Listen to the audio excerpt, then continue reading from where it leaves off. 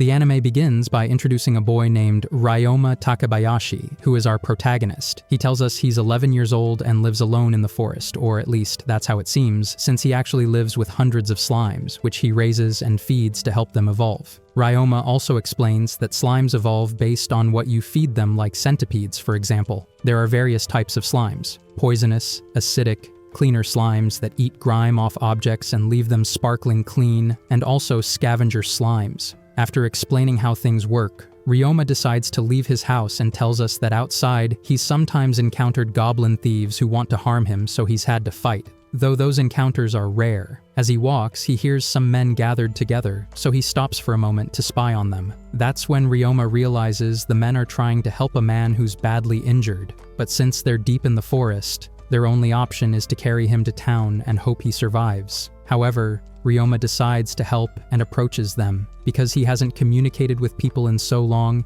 he's a bit rusty at speaking, but manages to tell them he has medicine and wants to help.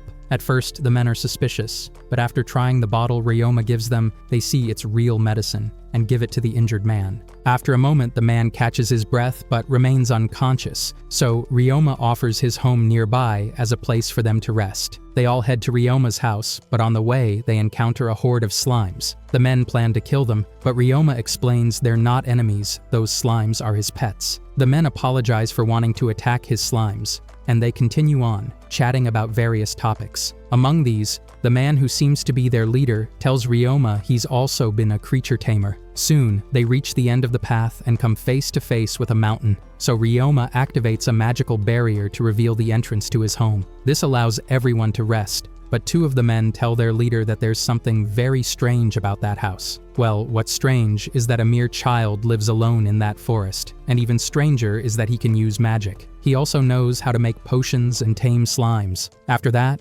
Ryoma and the others sit down to have a drink, and they ask the boy who he really is. Ryoma introduces himself, and then the man we've mentioned introduces himself as well. His name is Jamil, and he's a duke. Since Ryoma didn't know this, he quickly apologizes and bows, but Jamil tells him not to worry, there's no need to bow, because he's the one in debt to Ryoma. Another man introduces himself too, and we meet Camille, the mage who was trying to heal Hughes. We also meet Zeph and Jill. They explain to Ryoma that they were just passing through the forest on their way to another city when they were attacked by a bear, which scared off their horses. They managed to defeat the bear but were left stranded, and that's when the boy found them. After telling this story, Jamil once more asks the boy who he really is and how he knows how to use magic and make potions. The protagonist replies that he learned everything from his grandparents, who were adventurers but passed away a few years ago. Ryoma lives alone because he is an outsider, and the villagers don't want to see him around. Camille then takes out a sphere that's used to detect if people are good or bad. It can also measure their skills and age. The boy places his hand on the sphere,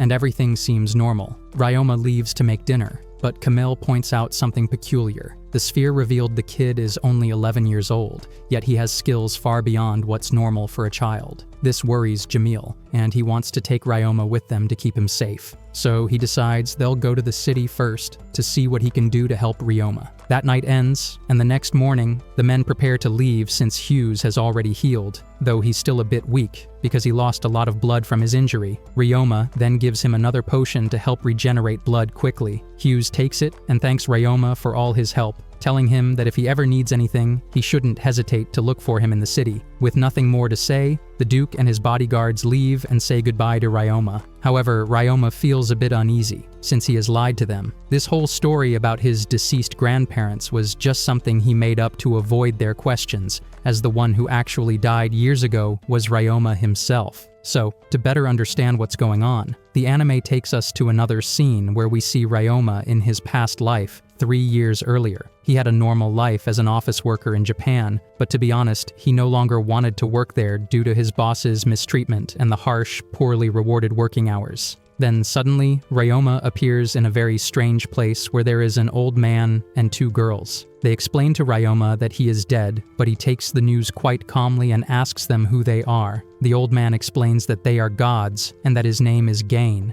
the creator of everything, and that with him are Lulusia, the goddess of love, and Kufo, the god of life. Gain then explains that they belong to another world, but Ryoma is still not surprised, since for him it seems like something straight out of a manga. In any case, Ryoma asks the gods how he died. They tell him that while he was sleeping, he sneezed so many times that he fell out of bed and hit his head so hard that the impact caused a brain hemorrhage, and that's how everything ended for him. However, this really shakes Ryoma, as he can't believe he could have died in such a ridiculous way. So Gain proceeds to explain why they have brought him to that place, since he has a very important mission, which is none. Yes, you heard right, no mission. They simply chose him to be sent to another world where magic exists, so he could live happily and without any kind of rules, as he would be able to live as he wished there. Moreover, the gods grant him many abilities, so he can use magic, although he'll have to work on perfecting them himself. This moves Ryoma deeply, who is finally transformed into a star of energy and sent to what will be his new body. Thus, he is reborn as Ryoma, an 8-year-old boy who, once he wakes up, realizes that the gods gave him some things so that he wouldn't start empty-handed, among which is a book like a manual. In it, he finds information about everything that exists in this world. He can also read about all types of magic and learn how to use it. Additionally, the book shows his current attributes, which are quite high for his body. While looking through everything, Ryoma runs into a slime, so he quickly searches the book for information about the creature and how to use magic to tame it. When he finally finds what he's looking for, he decides to practice the process exactly as described in the book. This way, Ryoma manages to tame his very first slime. He continues his journey through this unknown world, but decides to live alone in the forest. Ryoma mentions that since he reincarnated, he has never had contact with humans until the day he met the Duke and his bodyguards. After that, Ryoma was going about his usual day, counting all his slimes to make sure they were all there. Once he finished, he lay down to rest a bit, but at that moment, the Duke arrived again with his group and some other people. Among those people is a girl who, apparently, catches Ryoma's attention. These people kindly introduce themselves to Ryoma. They turn out to be Jamil's father, Jamil's wife, and finally Jamil's daughter, whose name is Eliaria. Jamil's father comments that he had heard Ryoma had tamed some slimes, but he never imagined there would be so many. So he asks how he manages to keep them all in his house. Ryoma then demonstrates how the slimes can adapt so they don't take up much space. This greatly surprises Eliaria and even more so Jamil's wife, who starts asking Ryoma many questions about how he managed to tame so many slimes, since no creature tamer to date had achieved what Ryoma already had. Ryoma explains a bit about how he did it, which leaves the woman astonished. Then, Ryoma, without further ado, invites them into his house. Once inside, Jamil tells Ryoma the reason for their visit. He gives him a beautiful and expensive watch as a token of gratitude for helping them a few days before. Additionally, Eliaria takes the opportunity to tell Ryoma that she wants to catch her first slime. Unfortunately, they hadn't found any on the way to Ryoma's house, so she asks him to show her where they appear. She also asks Ryoma for advice on which type of slime she should choose first, and while she's at it, asks him to explain the different types of slimes that exist, since she has studied slimes before, but there are some types that aren't mentioned in the books. Ryoma sets out to show Eliaria the rarest types of slimes he has, which are the scavenger and the cleaner slime. He also gives her a small demonstration of what the cleaner slimes can do, which leads Eliaria to decide she wants to capture a cleaner slime. Ryoma explains that, to catch one, she needs to attract it with water mixed with sweat, as these slimes are very attracted to human sweat. This is quite embarrassing for Eliaria, but she decides to go through with it since it's her goal as a tamer. Eliaria takes a shower to gather sweat-infused water, then sets out looking for her first cleaner slime. By the afternoon, Eliaria returns very happy and satisfied because she's managed to capture her first slime. This reminds Ryoma of the first time he caught a slime himself, even though that one seems to be gone now. Ryoma still keeps its core as a memento. Later, when everyone is gathered at home, Jamil's wife asks Ryoma if he has decided what he wants to do with his life. He answers that he'll most likely continue living in the forest with his slimes. Then, Jamil's father tells Ryoma they'll be traveling to a city called Gemul, where they'll live for a short while, and he offers Ryoma the option to go with them, assuring him that he can return anytime he wants. Ryoma pauses a moment to think about it, since this trip would mean leaving the forest and his beloved slimes behind. Still, Eliaria encourages him, saying they'll have so much fun traveling and he'll get to experience new things. Feeling motivated, Ryoma decides to accept, since, after all, moving his belongings won't be a problem because he can use a spell called Item Box, which lets him store everything in another dimension and carry it anywhere. Plus, the slimes can shrink down so they don't take up much space in the carriage. That same night, Ryoma sets about packing all his things. Maybe he went overboard, since he really did pack absolutely everything in his house. Then he heads to a small room where he has a statue of the gods, says goodbye to them, and, not knowing how long the trip will take,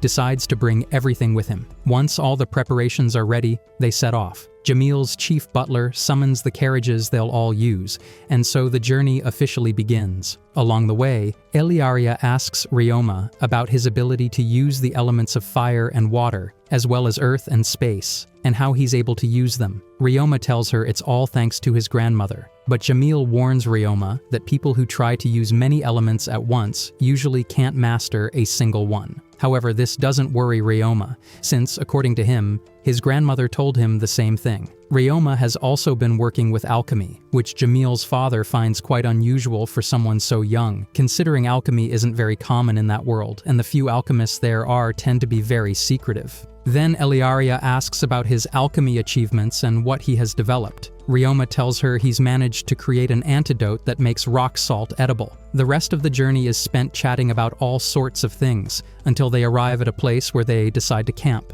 After setting up the tents, they rest. Ryoma decides to take out all his slimes so they can get some sun. Over the next few days, they continue their journey during the day and camp at night. Everything goes well until one gloomy day when it's raining heavily, yet everyone keeps traveling in their carriages. But then, unexpectedly, something happens and the caravan stops. Jamil gets out to see what's going on and discovers that a large avalanche has come down and blocked the road.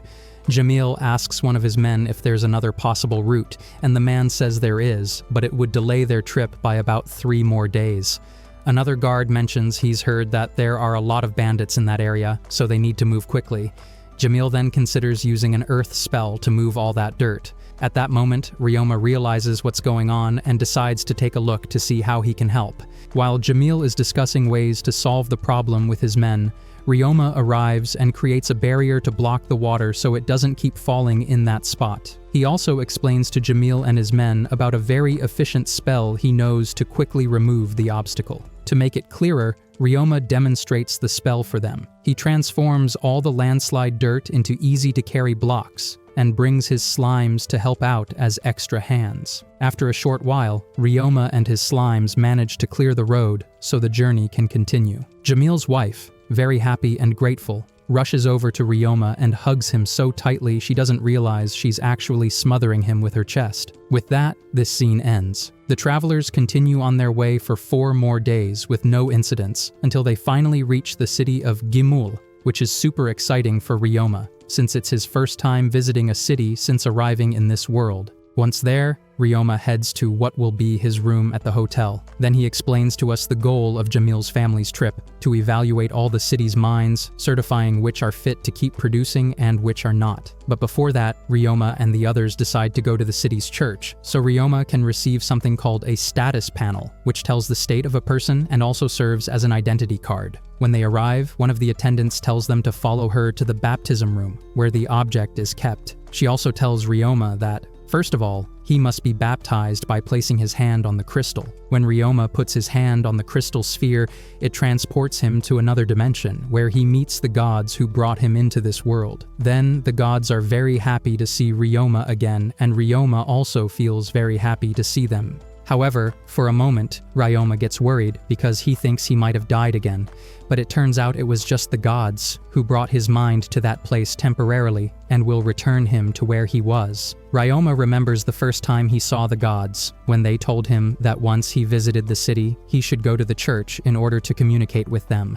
The gods also tell him that, from that moment on, they'll be able to reach out to Ryoma anytime, and they congratulate him for everything he has accomplished living alone in the forest. But Ryoma tells them that a big part of the chores at home are done by the slimes. Then, the creator god tells Ryoma that he was the one who created the slimes and gave them many evolutionary abilities, as well as the power to adapt to any kind of environment. However, for some reason, most slimes stopped evolving and developing as they should. But thanks to Ryoma, new potentials were unlocked within the slimes, allowing them to evolve into new species like cleaners and scavengers, which hadn't existed before. Ryoma responds that this explains why the ducal family praises him so much for his skills. The gods then mention a woman whom they also reincarnated in that world, who married someone from the ducal family. Her greatest wish was to become one of the best beast tamers. Because of this, she founded the Magic Academy, and that achievement made the family's ancestor fall in love with her, and so they ended up getting married. That's why the gods bless Jamil's family, as they are a family of tamers, and Eliaria has inherited the blood of her ancestor, granting her the gift to become a perfect tamer. After this, Ryoma asks them if he might someday meet someone else they've reincarnated in that world, but they tell him that unfortunately, they only bring a new reincarnated person every 200 years, since bringing more than one at a time would require an enormous amount of magic. They also spoke about a person they brought to that world, whom they called the Otaku. He had incredible power, and his dream was to become even stronger and be unbeatable. Fortunately, he was quite timid and didn't like doing evil things. He ended up dying not long after. It was after him that they brought Ryoma, who thankfully is much more obedient and calm, making his decisions with care. After this, the gods tell Ryoma it is time for him to return to his body, but before he goes, they mention that other gods like the god of war and the god of magic have taken notice of him. This is rather unusual, as these gods typically don't like reincarnated people, so he should take it as a compliment. With that, it really is time for Ryoma to leave, and as he goes, everyone says a warm goodbye, and the gods tell him to visit again soon. When Ryoma returns to his body, the attendant tells him to check his status on the panel, so Ryoma picks up his status panel, which will serve him as a form of identification there. His data, attributes, skills, and types of magic are displayed. After this, Ryoma leaves the baptism hall, where the ducal family is waiting for him. Then, Jamil's father tells Ryoma he'll give him some advice. Ryoma has many abilities for someone so young. He then advises Ryoma to be careful of people with bad intentions who may try to approach him to use him. He also suggests joining a guild and working hard to climb its ranks. Ryoma thanks them for the advice and says he'll be more cautious about using magic in front of others, so he doesn't draw too much attention. At that moment, Eliaria asks Ryoma about his total magic capacity, to which Ryoma responds that it's $198,000, a fact Eliaria finds quite interesting. Then, the ducal family's butler joins the conversation and tells Ryoma he needs to understand the consequences of having such a high capacity. People with that much magic often have trouble fully controlling their power, and also find it difficult to learn new spells. That's why he needs to train a lot to control his magic.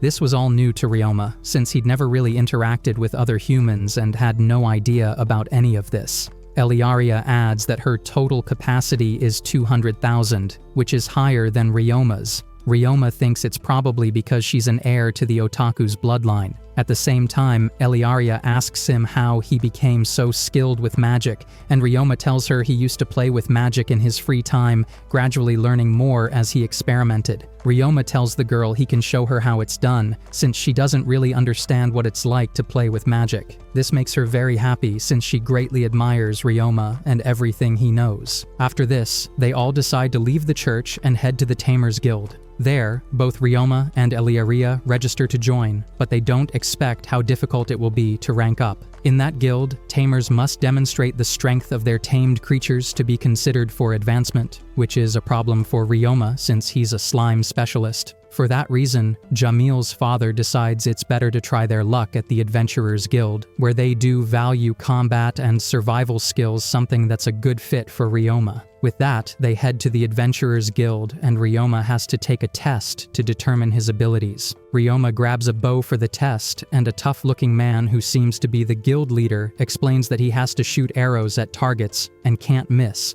so Ryoma focuses all his effort to meet the guild's expectations. He takes a deep breath, concentrates, and puts on a real show, demonstrating his incredible aim. He hits every target without missing a single shot, landing each arrow squarely in the center. This earns him a compliment from the man watching, and the members of the ducal family are all delighted by what they witnessed. Ryoma showed just how skilled he really is. But that's not the end of the test. There's a second part. This time, the targets will be moving. The test won't start until the guild leader pays his respects to the creator of the moving target system, a great hunter very skilled with rifles. Without further ado, the leader tells Ryoma he must hit every target and can't miss a single one, as he only gets 50 arrows and the number of targets is exactly the same. So, Ryoma focuses as much as possible and starts the trial. As the flying discs come out, Ryoma manages to hit every single one after another, which amazes everyone watching, but when the test ends, the clan leader pulls out a dagger and throws it at Ryoma. He dodges it very quickly and reacts by summoning a lightning spear, leaping toward the man, since Ryoma thought the man wanted to hurt him. However, the man tells him to stop, assuring him that he had no intention of causing harm and that it was actually a trial by fire to test his reflexes. Ryoma then realizes the knife isn't sharp, confirming that it was just an extra part of the entrance exam. After giving him some compliments, the man introduces himself to Ryoma. His name is Worgen and he's the mentor of the new adventurers in the guild. Afterwards, they meet with the ducal family to deliver the good news that Ryoma passed the entrance exam. After completing the necessary paperwork, Worgen gives Ryoma his card certifying him as a member of the Adventurers Guild. Worgen also explains the guild rankings and tells Ryoma that he'll need to work hard if he wants to reach the highest rank. With that, he suggests Ryoma take advantage of his registration and start accepting guild contracts. They head to a room where there's a board listing all the contracts available for adventurers. He points out that adventurers can only accept contracts at their own rank. Ryoma's case is rank G. However, there is a way to take on higher-ranked contracts, which is when a large group of adventurers forms a party and takes it together. Ryoma looks through all the contracts to see which one will be his first. He realizes they're very easy jobs, and with the help of his slimes, he can finish them even faster. So he takes his first contract, and the next day gathers his slimes to go to the job site. But when he knocks on the door, it seems no one answers. Ryoma keeps knocking, and soon, there's a commotion inside the house. Shortly after, a peculiar catwoman appears, evidently relieved that someone has finally come to clean her house. At that moment, Ryoma notices that as soon as the woman opens the door, a terrible smell comes out. He introduces himself and says he's from the Adventurers Guild, here to clean her home. The woman introduces herself as Mia, but suddenly she bursts into tears, leaving Ryoma puzzled. However, the bad smell continues to pour out so strong that not even Ryoma's cleaner slimes can stand it. All the mess inside was because there was a garbage dump next door, and one day the trash started falling into her house. In any case, Ryoma decides to start working by first tackling all the garbage from the dump with the help of his scavenger slimes, who eat it all up. When he's done, he heads into the house to do the same, and uses a cleaning spell to clean all the walls and floor. He also uses a spell to create bricks, and with help from his slimes, rebuilds the hole in the wall where the trash was coming in. In just a few hours, Ryoma completes his first contract. Finally, he gives everything to Mia to check, and she's so impressed that she bursts into tears once more. Ryoma hands her the form to sign and certify that the contract was completed, and Mia decides to increase his pay because the work Ryoma did seemed truly spectacular. With nothing more to say, Ryoma leaves Mia's house and heads back to the guild to report his success. The mission handler is very surprised because Ryoma managed to clean up all that trash. She gives him his share of the payment, which seems pretty substantial. Ryoma tells her to double-check, just in case she's making a mistake with the calculations. But everything is in order. Mia had requested that his payment be increased. While Ryoma and the woman chat about how happy Mia was, Worgen appears and signals Ryoma that he needs to speak with him in private. Once alone, Worgen congratulates Ryoma for cleaning Mia's house, admitting he didn't think anyone would be able to do it. Ryoma explains that it was all thanks to his slime friends, who handled the job for him. Worgen congratulates him again and tells him about a new contract he wants to assign personally. It's another cleaning job, but this time for the city's public baths. He explains that the city's economy has declined so much that the government stopped paying the workers there, so they all quit naturally. No one wants to work for free. Regardless, he assures Ryoma that he will be paid for this contract. Ryoma agrees and decides to mention the problem to the ducal family, thinking they might be able to do something to help. So Worgen and Ryoma arrange to talk to the ducal family about the situation. Ryoma eventually meets with Jamil's family to discuss it, but something doesn't add up and things begin to get tense. The government had sent a report to the family claiming that administrative expenses remain unchanged. This makes Jamil suspect that someone corrupt might be mismanaging the city's funds, so he orders his butler to investigate as quickly as possible. Meanwhile, Jamil's father, clearly angry, promises Ryoma that he'll catch the criminal responsible for embezzling the city's money and make them pay. Ryoma thanks the Jamil family for listening, and they wish him the best of luck with his next contract. The next day, Ryoma and his slimes head to the public baths to fulfill their task, and as expected, the smell is overpowering. Ryoma puts on protective gear to go inside and get to work. He releases his scavenger slimes to handle the stench and organic waste, while he himself uses cleaning spells on the walls. The slimes consumed so much waste that they started multiplying, something Ryoma hadn't anticipated. So, he decides to use a spell called Monster Appraisal, which allows him to check the stats and abilities of his scavenger companions. He discovers they've developed poison resistance, and more alarmingly, miasma resistance. This makes Ryoma very nervous, so he decides to go immediately to the Adventurers Guild to report his findings. When he arrives, he finds the ducal family inside and takes the opportunity to tell them everything he discovered. This makes Jamil's wife and Eliaria very worried about Ryoma, since his health could have been seriously compromised by contact with that substance. However, Ryoma explains that he made sure to stay completely isolated thanks to his protective equipment. Worgen then explains that miasma is a very harmful magical power that affects both the body and mind, so he removes Ryoma from that contract to prevent his health from being affected. Jamil's father suggests it would be better to hire other people to deal with such a serious problem, but Ryoma insists that he'll handle it together with his slimes.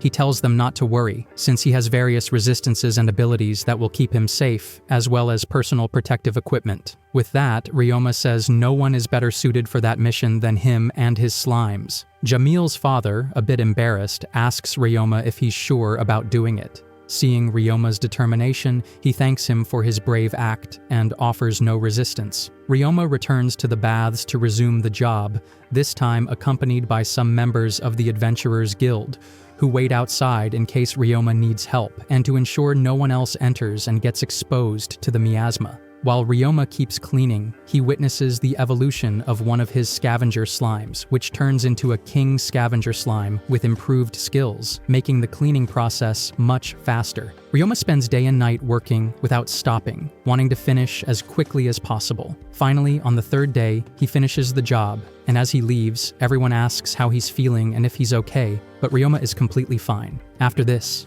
Ryoma reports to Worgen, who congratulates him and suggests he take a few days off, promising him a very good reward for all his hard work. Ryoma heads home to rest, and just before he opens the door, he sees the sun rising on a new day. At that moment, Ryoma remembers how, in his previous life, he would spend nights working and came home exhausted, his only motivation being that his mother always stayed up waiting for him. Sadly, that happiness didn't last long, because soon after, his mother passed away, making his former life feel even more pointless. His wish to have someone waiting for him at home died together with his mother. When Ryoma stops reminiscing and opens his door, he's surprised to find the entire ducal family waiting and welcoming him warmly.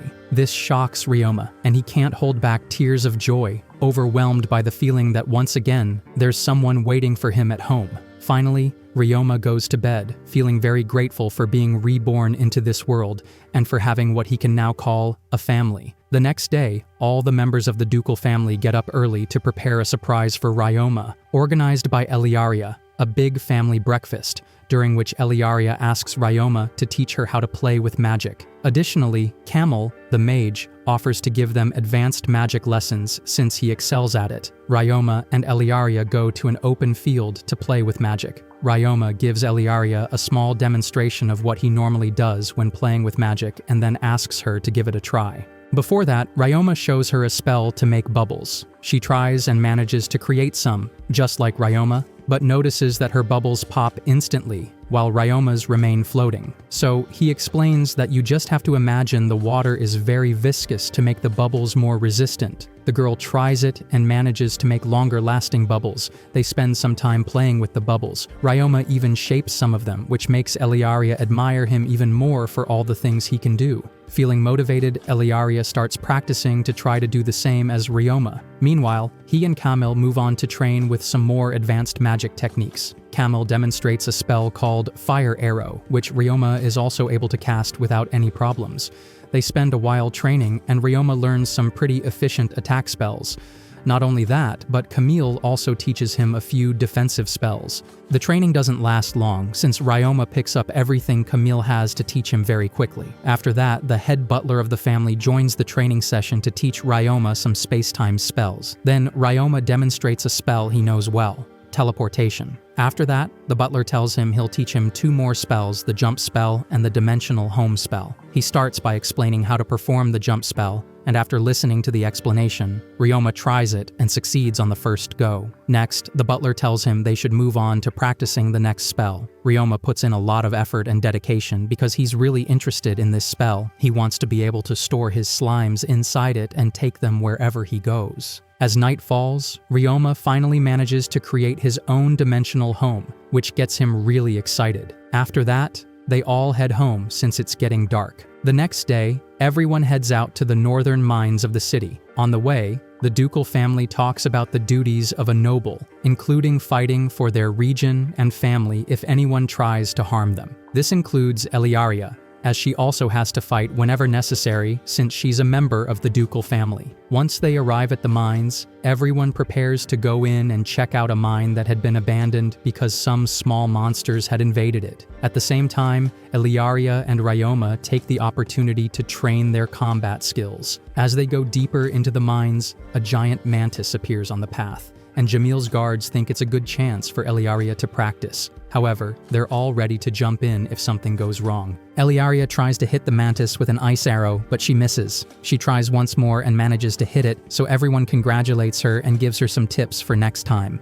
A few more mantises appear, so Ryoma decides to give it a try, using close combat skills. When he attacks the mantises, he casts a spell that boosts his physical resistance, keeping him from getting hurt, and with just a few moves, he defeats them without much effort. That's how the rest of their trip goes. As they're about to leave, Eliaria finds a metallic slime, doesn't hesitate for a second, and catches it. She decides to give it to Ryoma as a thank you for everything he's taught her, which makes Ryoma super excited, especially since he didn't even know such a slime existed. They finally leave the mine to report their findings to Jamil and his father. While they talk, Ryoma happily looks at his new slime, wondering what the creature eats. By deduction, Ryoma assumes the slime must eat metal, so he gathers some earth from the mine, uses alchemy magic to separate the iron particles, and creates an iron ingot as shiny as a mirror. Ryoma didn't realize the others were watching him, and they're even more amazed, since he just keeps surprising them. Right then, Jamil's father reminds Ryoma that he wanted to introduce him to someone, so they return to the city and take Ryoma to a local goods shop. There, Ryoma meets Merge, an important city merchant. Ryoma gives him some innovative products he made himself, and the plan is for Merge to sell those items and give Ryoma the profits. Jamil's father asks Merge to keep Ryoma's identity secret since there could be malicious people who might try to kidnap him because of his alchemy skills. In the next scene, we're at the Adventurers Guild headquarters, where Worgen is meeting with several important members of the clan, including Ryoma. There, Worgen explains the ducal family's investigation into embezzled funds that were supposed to be used for the proper maintenance of the public baths, confirming that all suspects identified in the investigation were arrested. After that, he mentions a new contract acquired by the Adventurers Guild, going to the northern mines to exterminate all the monsters inside, since the plan is to get the mine operational again. Worgen gives all the adventurers the mission of heading to the mines the following morning to eliminate any monsters they find. The next morning, Ryoma gets distracted experimenting with his slimes, especially his new metal slime, trying to see how it reacts to different fluids from his other slimes. Soon, the other adventurers show up at his house to get him. Since Ryoma had forgotten about the mission, he quickly gets his things together so as not to hold everyone up. When they arrive at the mine, everyone gathers first to discuss the monsters they know live inside. Worgen warns everyone to stay alert in case they encounter new monsters. After the meeting, the adventurers enter the mine, and as they walk, they congratulate Ryoma on his promotion thanks to the public bath cleaning mission. They even tell him that if the monster hunt in the mine goes well, he'll likely move up in rank again. After that, the adventurers split up to cover more ground. Ryoma's group takes a different path, and as they move forward, Mia asks how many slimes he has. Ryoma replies that he has over 4,000, leaving everyone shocked. As they walk and chat, Mia detects a small group of mantises with her feline senses. Ryoma's group gets ready for a fight, but these mantises turn out to be no problem at all. However, Ryoma senses something uneasy. There's a massive group of bats up ahead, which could be a serious threat. Ryoma tells everyone he'll try a magic experiment to see if he can take them all out at once. Before starting, he casts a soundproof barrier to protect himself and the others. Then, he channels a lot of his magic to use a spell called Ultrasonic Bomb, aiming it at the cave full of bats. When they check the cave after the spell explodes,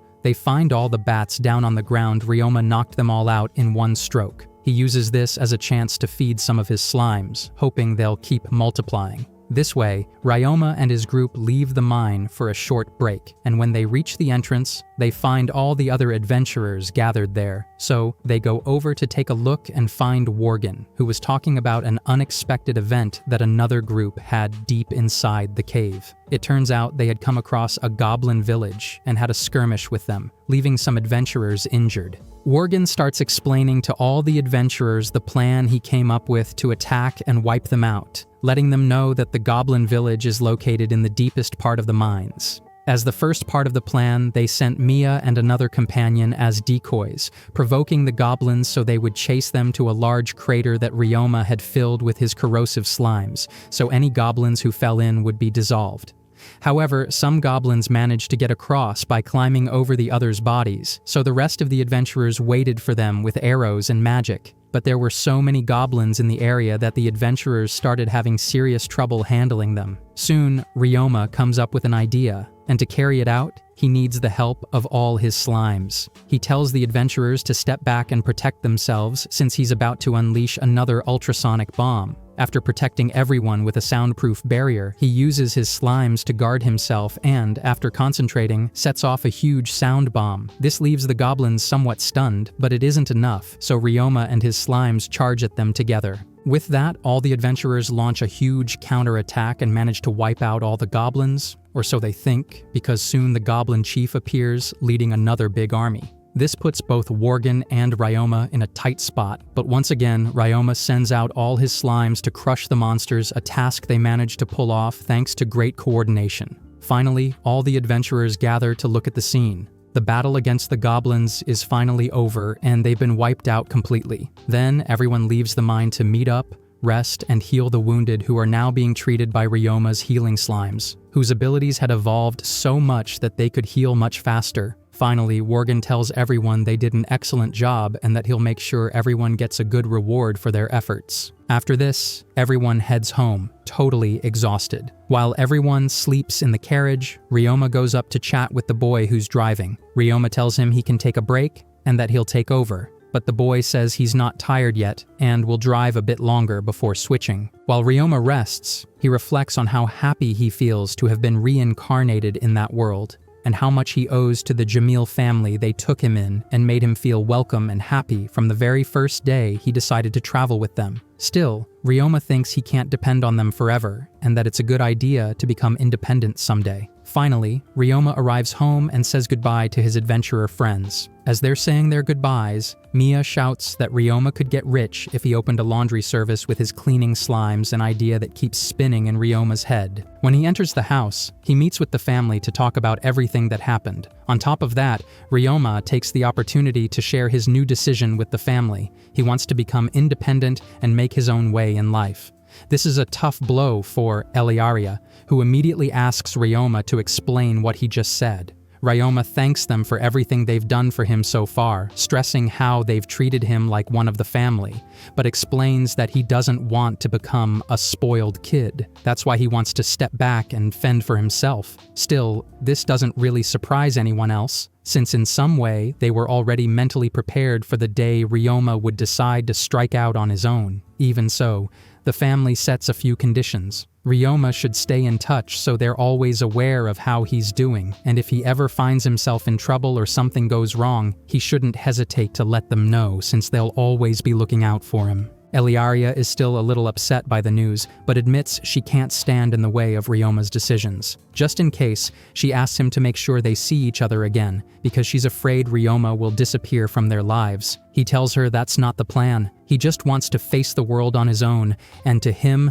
the ducal family will always be his family. With that, things are cleared up, and the conversation ends, but not before one more condition from Jamil's wife. Ryoma must continue living with them, even if they don't interfere in his life. Ryoma couldn't turn down this condition since Lady Jamil was so clear and direct that it almost scared him. After this, Jamil asks Ryoma what he plans to do now that he's independent. Ryoma answers that he's decided to open a laundry specialized in removing goblin stench from adventurers' clothes. Just then, all of Jamil's bodyguards and maids arrive, since they'd been secretly listening outside the door. The maids assure Ryoma that his laundry idea is fantastic, since with the help of his slimes, he'll be able to make a lot of money. Jamil's father suggests Ryoma should go see Merge, since he can provide the guidance needed to start this new business. Additionally, Jamil asks Ryoma that, when he's free, he check the mines to make sure everything's in order. After all, the ducal family will only be in the city for a while and then leave, but since Ryoma decided to stay and live there, he's the best person for this task. With that, the conversation ends, so the next day, Ryoma goes to see Merge. After doing a quick demonstration of what his cleaning slimes can do, Ryoma convinces Merge that the idea is truly original and profitable. Merge's first piece of advice is that Ryoma should go to the Merchants Guild and register, since if he doesn't, it could cause problems down the line. He urges Ryoma not to waste time and go sign up right away. On the way, Merge gets dramatic and celebrates the undeniable success Ryoma's laundry is bound to have. When they arrive at the registry, they're greeted by a woman named Gisela, the leader of the Merchants Guild. Gisela isn't very impressed by the laundry business idea, so Ryoma has to show her his market strategy, using one of his slimes. After this, Gisela is totally satisfied and immediately registers Ryoma, allowing him to start his business project. She also offers him a place to start, though she warns it's been abandoned for a long time and needs repairs. Ryoma, Merge, and Eliaria head to the location Gisela pointed out. Sure enough, the place needs lots of repairs. It's pretty run down, but Ryoma doesn't mind, since according to his city map, it's a perfect spot for his business. With determination, he tells Merge to buy the property so they can start fixing it up. Merge promises to take care of the paperwork as quickly as possible. However, Merge warns that, due to Ryoma's age, he can't legally run a business by himself. To avoid problems, Merge offers to lend one of his accountants to Ryoma. They end their conversation kindly, shaking hands as new partners. After this, Ryoma and his slimes start working hard. First, they set up the whole area. With the help of magic, Ryoma creates blocks to build the walls and a basement. After the house is built, Jamil's bodyguards help lay tiles on the floor to make it look nicer. Then Mia and other adventurers help paint the whole house white. While they're painting, everyone congratulates Ryoma on his recent promotion within the Adventurers Guild, since he's now reached rank E. After this, they keep talking and everyone agrees that Ryoma's laundry will be a huge success, congratulating him on his business idea. However, Ryoma points out that the idea was actually Mia's, so she should be the one getting the compliments. Finally, everything is ready for the grand opening of the Bamboo Forest Laundry. But before that, Eliaria suggests to Ryoma that the front of the shop looks a bit dull and that he should consider planting some flowers to make it more lively. So, Ryoma and Eliaria plant a few flowers together to decorate the storefront. Next, Ryoma mentions he wants to have a grand opening event to attract people and spread the word about his business more quickly. He prepares some food and drinks to invite everyone to come and enjoy the launch. As they're walking, they pass by the church, and Ryoma tells them to go ahead since he wants to stop by for a bit. While Eliaria and the bodyguard move on, Ryoma enters the church and focuses to communicate with the gods. When he succeeds, he only finds Kufo, who explains that the other two gods are on Earth taking a vacation. They can't talk much, since communication burns through too much magic without the other two gods, so they say goodbye quickly. Even so, Ryoma leaves happy and promises to come back soon when all three gods are present, so he can tell them about everything that's happened. Seeing that it's getting dark, Ryoma hurries home so Eliaria doesn't worry. The next day, Ryoma meets with the ducal family to formally invite them to the opening of his laundry. He also invites Worgen, the adventurers from the guild, and finally the leader of the Merchants Guild. In a new scene, we see Merge on his way by carriage to Ryoma's shop, accompanied by two young siblings. Meanwhile, Ryoma is with Jamil and Eliaria's maids, finishing up the final touches for the guests. At that moment, they notice someone at the door, so Ryoma and Eliaria go out to see who it is. It's Merge, who has arrived with the siblings. After a quick introduction, Merge tells Ryoma that these young people, though very young, have already been amazing managers and worked at one of his most important shops. He's confident they'll be perfect for helping manage Ryoma's business. Grateful, Ryoma shows the siblings everything, from the process when a customer enters to when they pick up their clean clothes. Then he takes them to the room where all the slime magic happens and explains how the laundry system works. The siblings are clearly amazed, since they've never seen anything like it. Ryoma does worry a little that they might not feel comfortable working at a laundry, but he doesn't dwell on it and keeps showing them the employee-only areas, which include bedrooms, a kitchen, bathroom, lounge, and more. Once the tour ends, everyone steps outside to chat for a while. As all of Ryoma's guests start to arrive, there's no choice but to kick off the event, though not before Ryoma shares a few words, thanking everyone for all the help they've given him. Everyone then makes a toast, and the grand opening celebration begins. While everyone is happy, we get a glimpse of Worgen and the Merchants Guild leader, Gisela, who don't seem to get along very well, possibly because of something in Worgen's past, though the anime doesn't go into detail. Worgen quickly changes the subject and chats with Gisela about Ryoma's new business, with both agreeing that great success is in store for him. Meanwhile, the siblings Merge brought appear a bit overwhelmed by the lively family atmosphere, since it's something they're not used to. At the same time, Ryoma is just thrilled to see everyone enjoying the event. When the party ends and everyone is leaving, Ryoma goes to talk with the siblings Merge brought. He thanks them for their help and asks how they're feeling and whether they want to keep working with him. The siblings share some concerns, but say that during the celebration everything was cleared up, so they decide to stay. They also confess that at first they thought Ryoma was a noble because of his relationship with the ducal family, but he explains he's just an adventurer who's earned the Jamil family's affection. He takes the chance to ask them not to be so formal with him since it makes him uncomfortable, then tells them to get some rest. The next day, Ryoma officially opens his business. He's a bit nervous about whether he'll get any clients on his first day, so he asks his employees to watch the store while he heads to the Adventurers Guild to spread the word. When he arrives, he finds out that everyone already knows thanks to Mia, who put up posters all over the city announcing Ryoma's opening. Ryoma decides to use the time to take on a guild contract, which happens to involve the mines. He quickly inspects the area, confirms everything is fine, finishes the job, and heads straight back to his shop.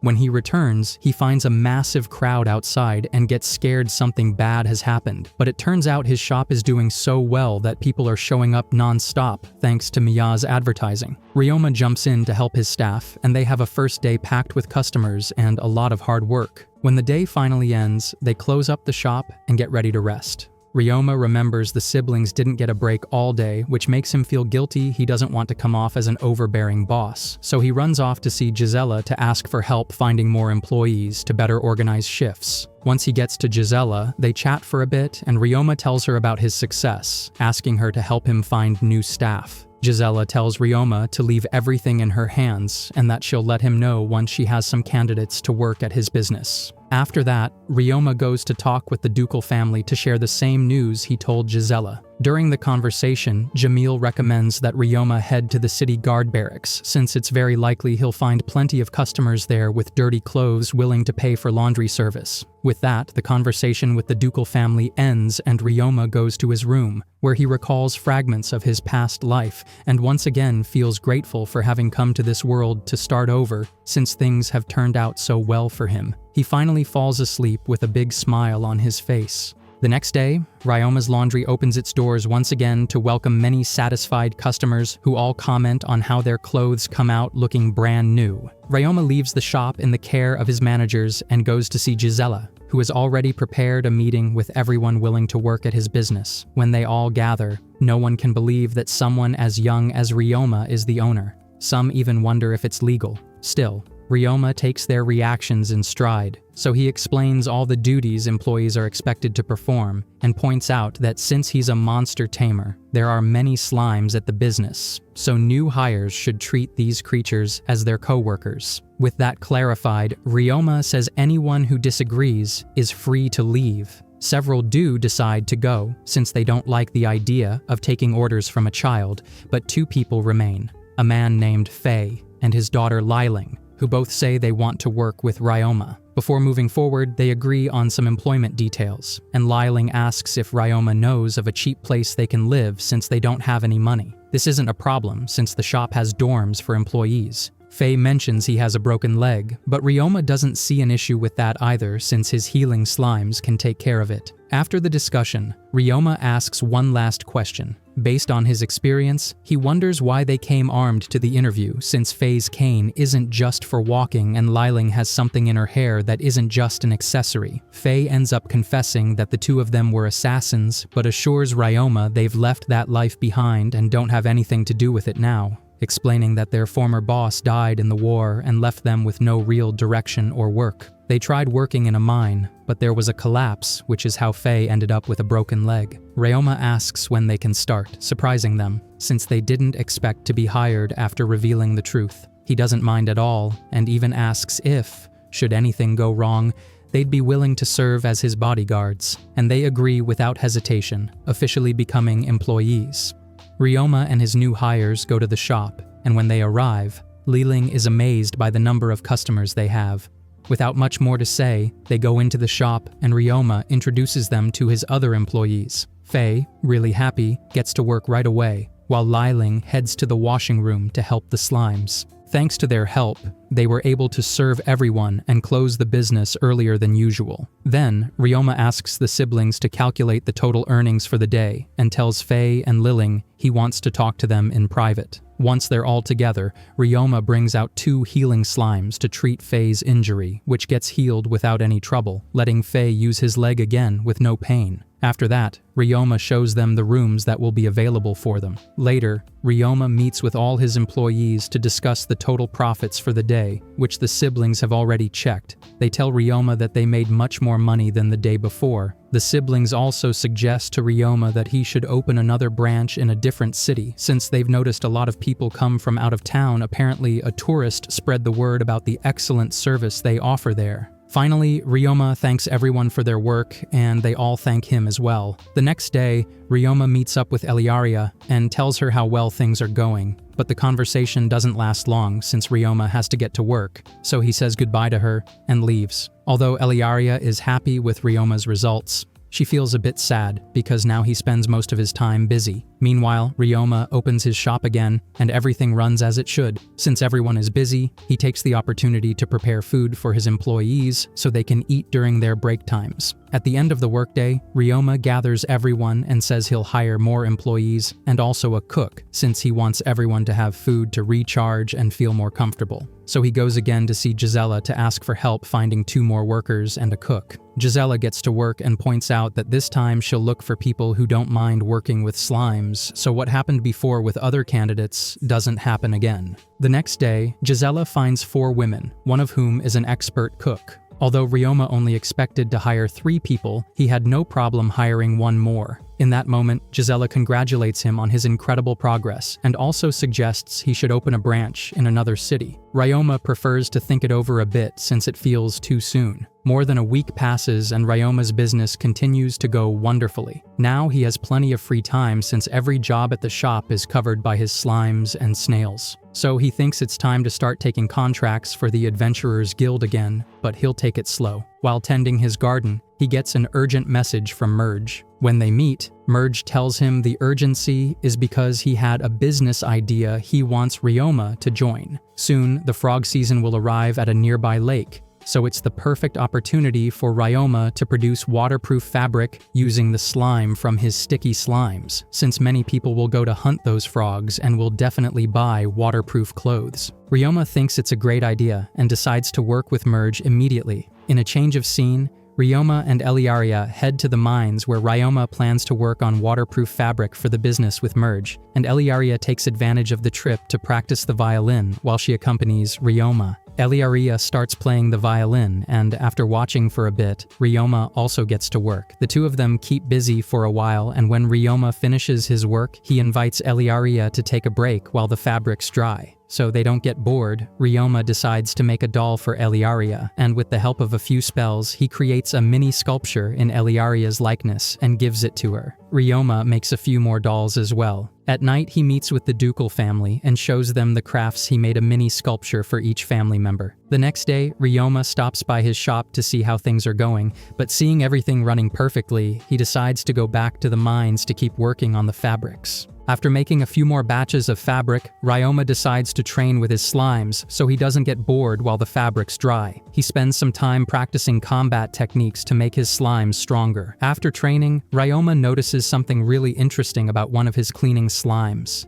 From eating so much of the iron in the soil, it has evolved into a ferric slime. Unlike the metal slime, the ferric slime is made purely of iron, while the metal slime usually contains various metals. Ryoma is thrilled with this, discovering how his slimes can evolve in different ways. He heads back to his shop, which is already closed, and checks on the cleaning slimes, noticing that some are splitting and multiplying thanks to all the grime they've been eating from dirty clothes. This is a good sign for Ryoma, as it means his shop's productivity will increase even more. Later, he meets with his employees, and the siblings give him the sales report. The day's profits have tripled compared to the previous day. According to the staff, many customers have come from other cities, some even bringing long-term cleaning contracts, which has caused sales to skyrocket. The scene is interrupted by the cook, who invites everyone to dinner since the meal is ready, and the day ends there. The next day, Ryoma goes to the Adventurers Guild to take a contract, just to keep active. The attendant tells him she has a special job for him.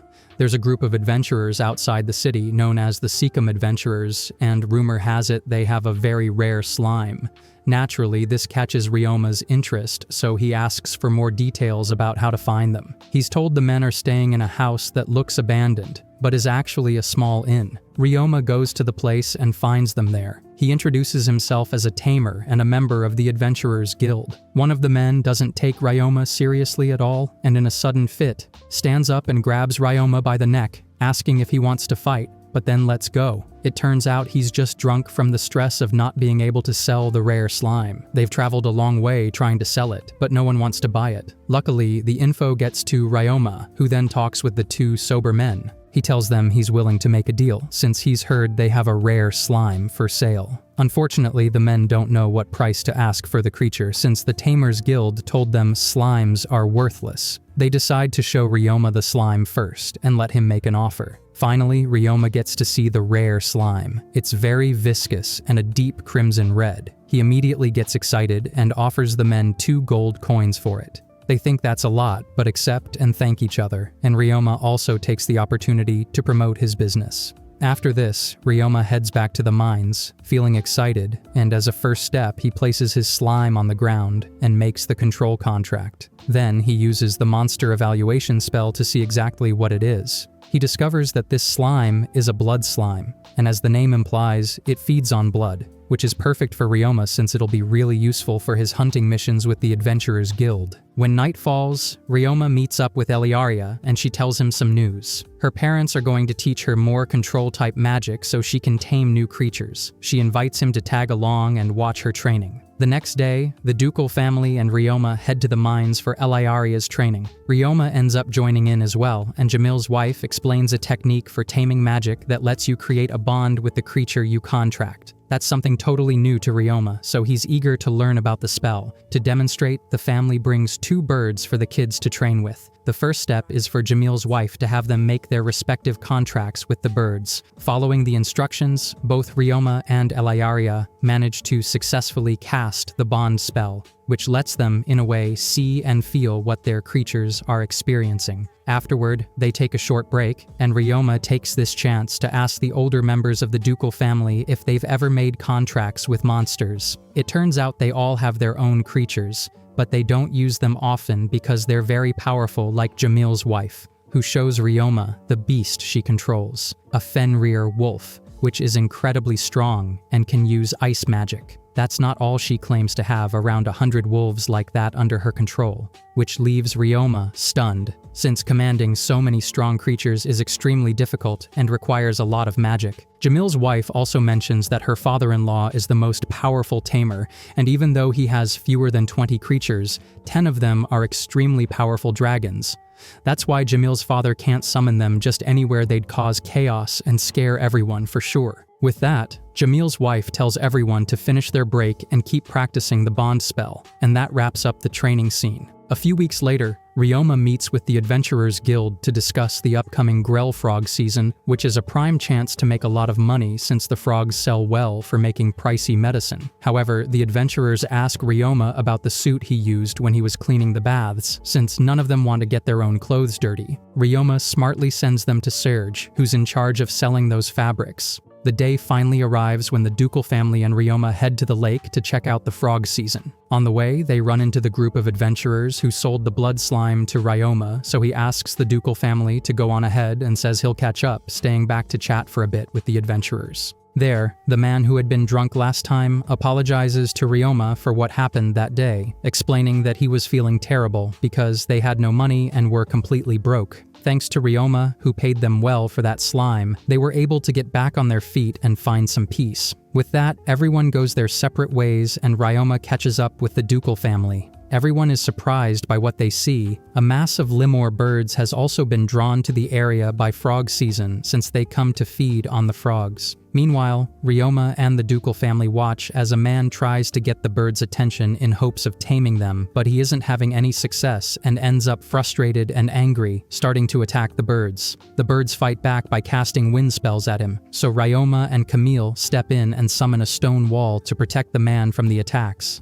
However, among the birds is their leader, who starts making an extremely intense noise, causing everyone in the area to begin experiencing a kind of suppression. Ryoma quickly located the bird leader and trapped it in a soundproof bubble, causing it and the rest of its flock to leave the area. However, it was clear that the sound made by that bird didn't affect Ryoma, which reminded him that on the day he was baptized, his status panel stated he had resistance to mental damage. He thought this was both good and bad since he was being attacked and hadn't even realized it. With that, the whole commotion made the birds leave, so everyone waited to see if they would return, as both Eliaria and Ryoma wanted to tame one of those birds. But it was all in vain since night was falling, and none of the birds came back. Meanwhile, one of Jamil's guards started teasing Ryoma, telling him to take advantage of the beautiful sunset scene and hug Eliaria, even insisting that he should hug and kiss her until Ryoma punched him in the stomach to get him to stop mocking him. Then, something unexpected happened. The birds returned. Eliaria decided to play music for them with her violin to get their attention. She took a deep breath to relax and began to play so beautifully that she succeeded in attracting the birds, and as they drew near, she took the opportunity to form her domination contract, managing to tame 9 of them.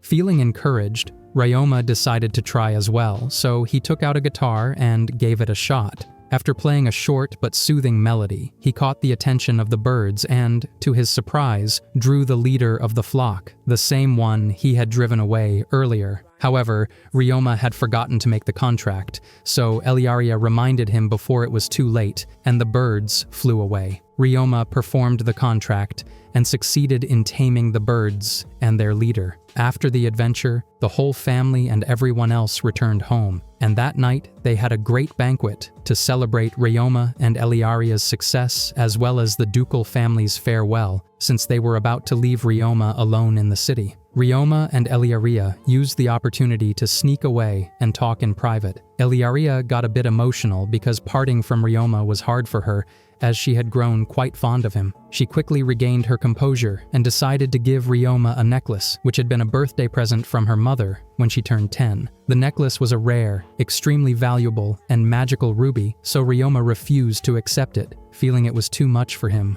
Eliaria explained that she wasn't giving it to him as a gift, but rather wanted him to keep it until the day they would see each other again. Ryoma accepted, but then felt he should also give Eliaria something precious so she would keep it until their reunion. So he gave her 2 of his most treasured slimes. With nothing more to say, this marked the last night that Ryoma and Eliaria spent together. The next day, it was time for the ducal family to say goodbye to Ryoma. After saying farewell to each family member, Ryoma finally had to say goodbye to Eliaria, which was quite difficult for both of them, a truly tough moment. Even so, they managed to keep their composure and parted with a firm handshake. Even so, Eliaria ran off trying to hold back her tears. When the ducal family finally left, Ryoma had to slap himself to keep from crying. And that's how the scene ends. In the end, we see the gods, who were very happy to see everything Ryoma had been experiencing. To celebrate, they raised a toast together, wishing that Ryoma's life would be filled with good fortune.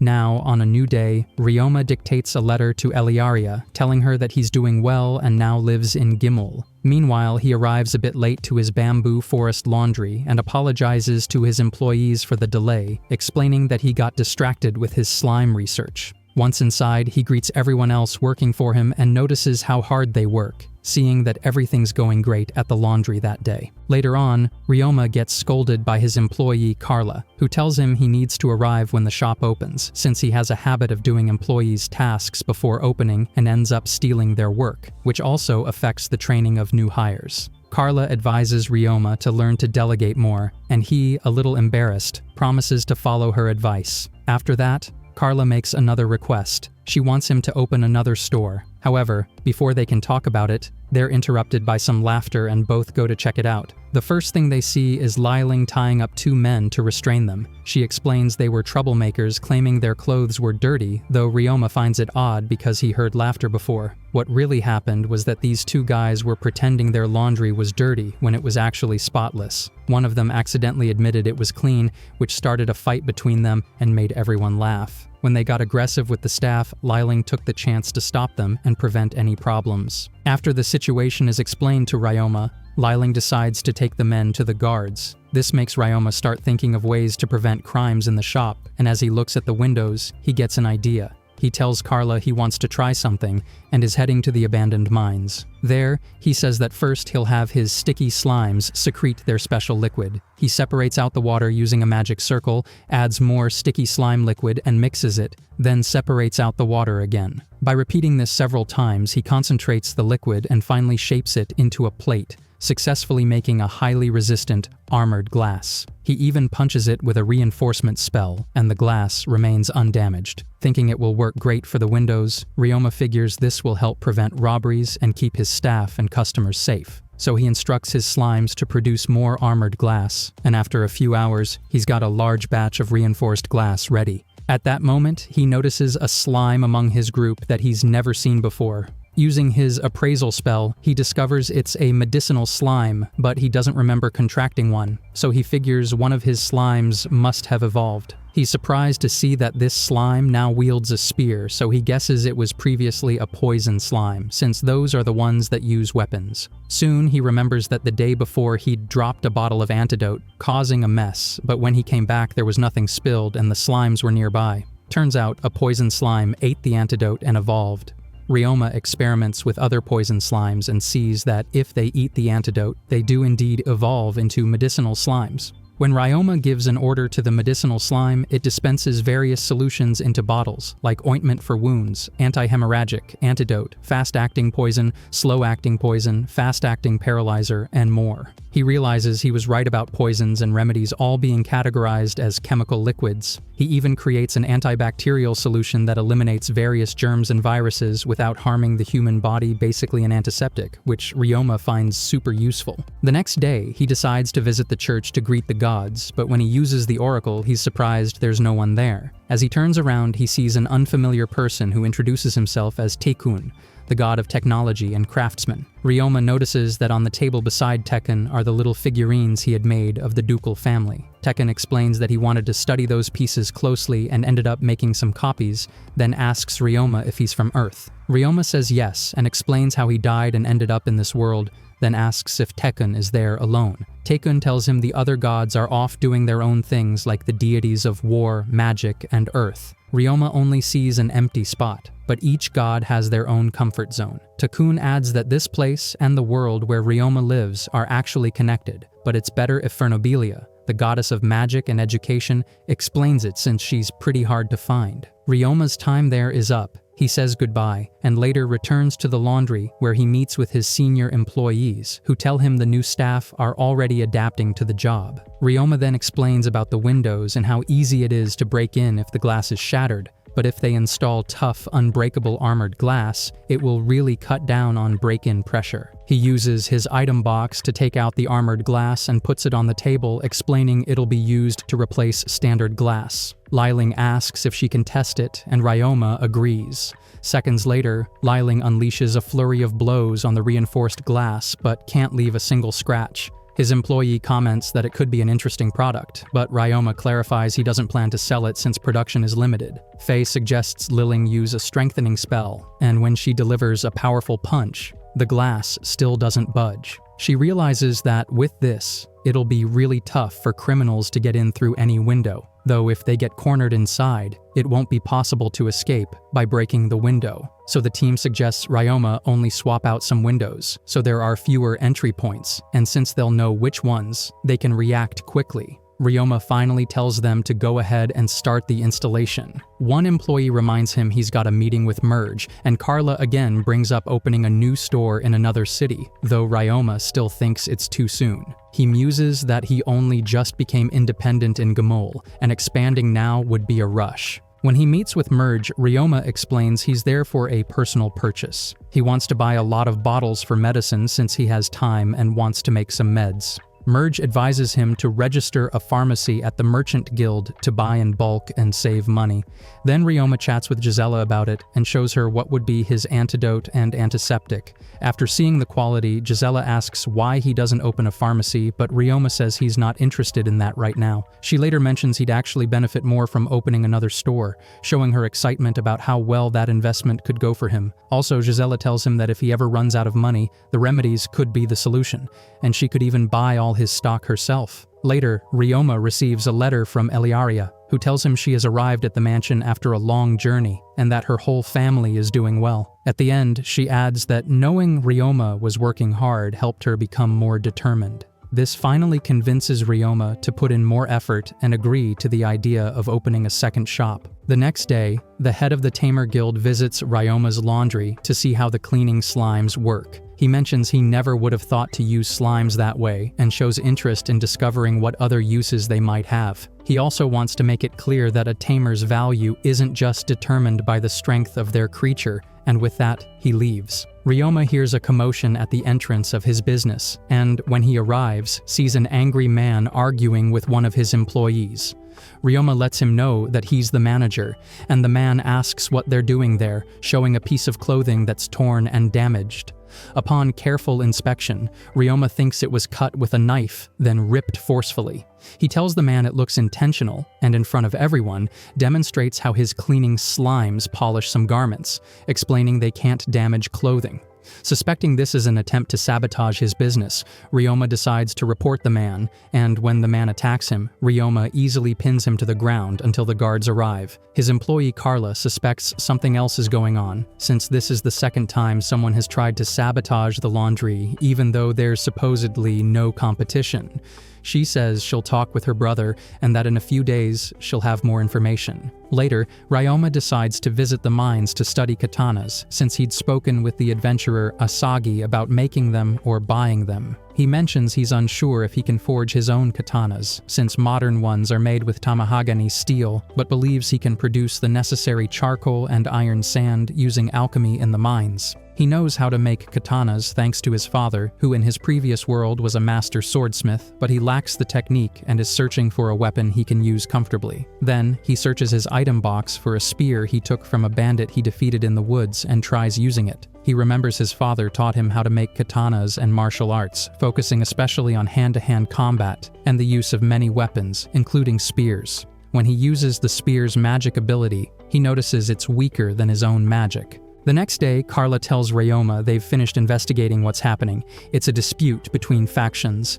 Taylor, the chief who visited Ryoma's laundry, is in a delicate position in the Tamer Guild, and the faction that prefers strong monsters wants to ruin his reputation. Taylor prioritizes coexisting with monsters, but his approach isn't very popular, so there are people who want to smear him with rumors. There's a rumor that Taylor favors a useless rookie who only tames slimes, and these attacks are meant to hurt the business Taylor cares so much about. Ryoma asks if it's possible to spread a new rumor, not a lie, but the truth. Carla replies that there are many merchants in the guild who are great at spreading word, so it will be easy to use them. Ryoma shares that he recently managed to tame 6 Limor birds, and if that story gets out, Taylor will look good for having an eye for talent, so he asks Carla to spread that information. Later, Ryoma meets with the slime researchers who had been studying his creatures at the business. Ryoma met Culkin, Tony, and Lobelia thanks to Jeff the Adventurer. They're tamers and potential managers for the new store.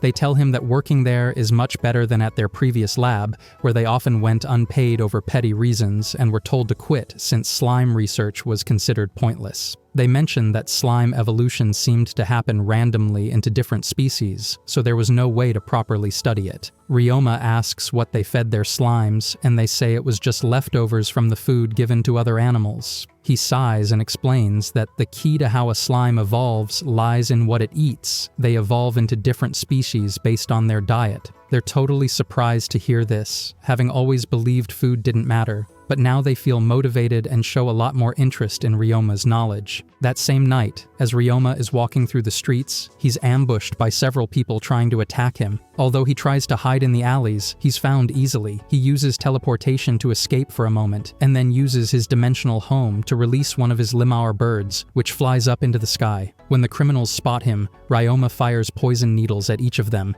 managing to trap the last one. Suddenly, an animal tries to attack him from above, but his Limor bird protects him. Ryoma tells the attacker that he knew he was using a tamed monster to track him, so Ryoma used his own as well. A few seconds later, Worgen and the guards arrive and arrest the assailants, since Ryoma had notified them with his Limor bird. The next day, Ryoma tells all his employees what happened, warning them that they might also be targeted, so he advises everyone to do their tasks during the day. He announces that the topic will come up at the guild leaders' meeting, which he'll attend with Carla. At the meeting, the leaders ask Ryoma to focus on protecting himself, as after hearing nasty rumors, they investigated on their own and found out someone hired those thugs to attack him. They recommend he protect himself and his business, while they go after whoever was responsible. Glycilla suggests to Ryoma, since he's a good fighter, that there's a trick to making him harder to attack. Incapacitate the criminals in self-defense, and then charge them for the medical treatment he gives them, which is exactly what he does. This starts a rumor that he attacks you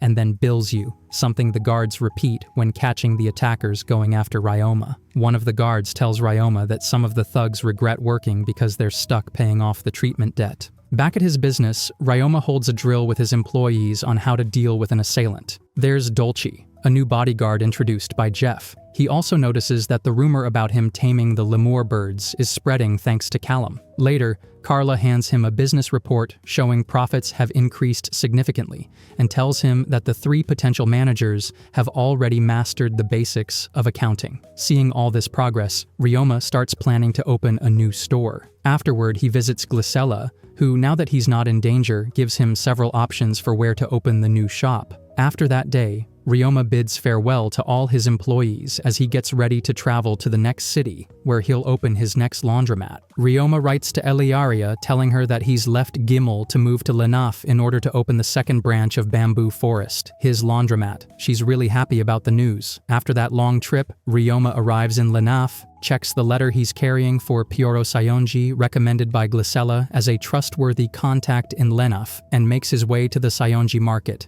a huge shop. He's greeted by a girl offering to help him, and he explains he's looking for Pioro. The girl turns out to be Pioro's daughter, who appears just seconds later, so Ryoma introduces himself and tells him he's there on Glycella's recommendation. Pioro immediately recognizes Ryoma since Glycilla has already told him everything about the boy who had the brilliant idea of opening a laundromat using slimes. He explains that Ryoma needs to sign some guild contracts and offers to take care of it. Miyabi Sayonji, Pyoro's daughter, is surprised that Ryoma's opening a branch at such a young age, and her father points out that Ryoma is just 11, a year younger than her. Pyoro then takes Ryoma to the Merchant Guild, an impressive building that also houses the Adventurers, Artisans, and Dragon Riders guilds. Noticing Ryoma's curiosity about the Dragon Riders Guild, Pyoro shows him through a window a large plaza full of huge monsters from that guild, all gathered to help transport people and goods using flying monsters. To do that, they needed special facilities, so they use the fortress they're in now.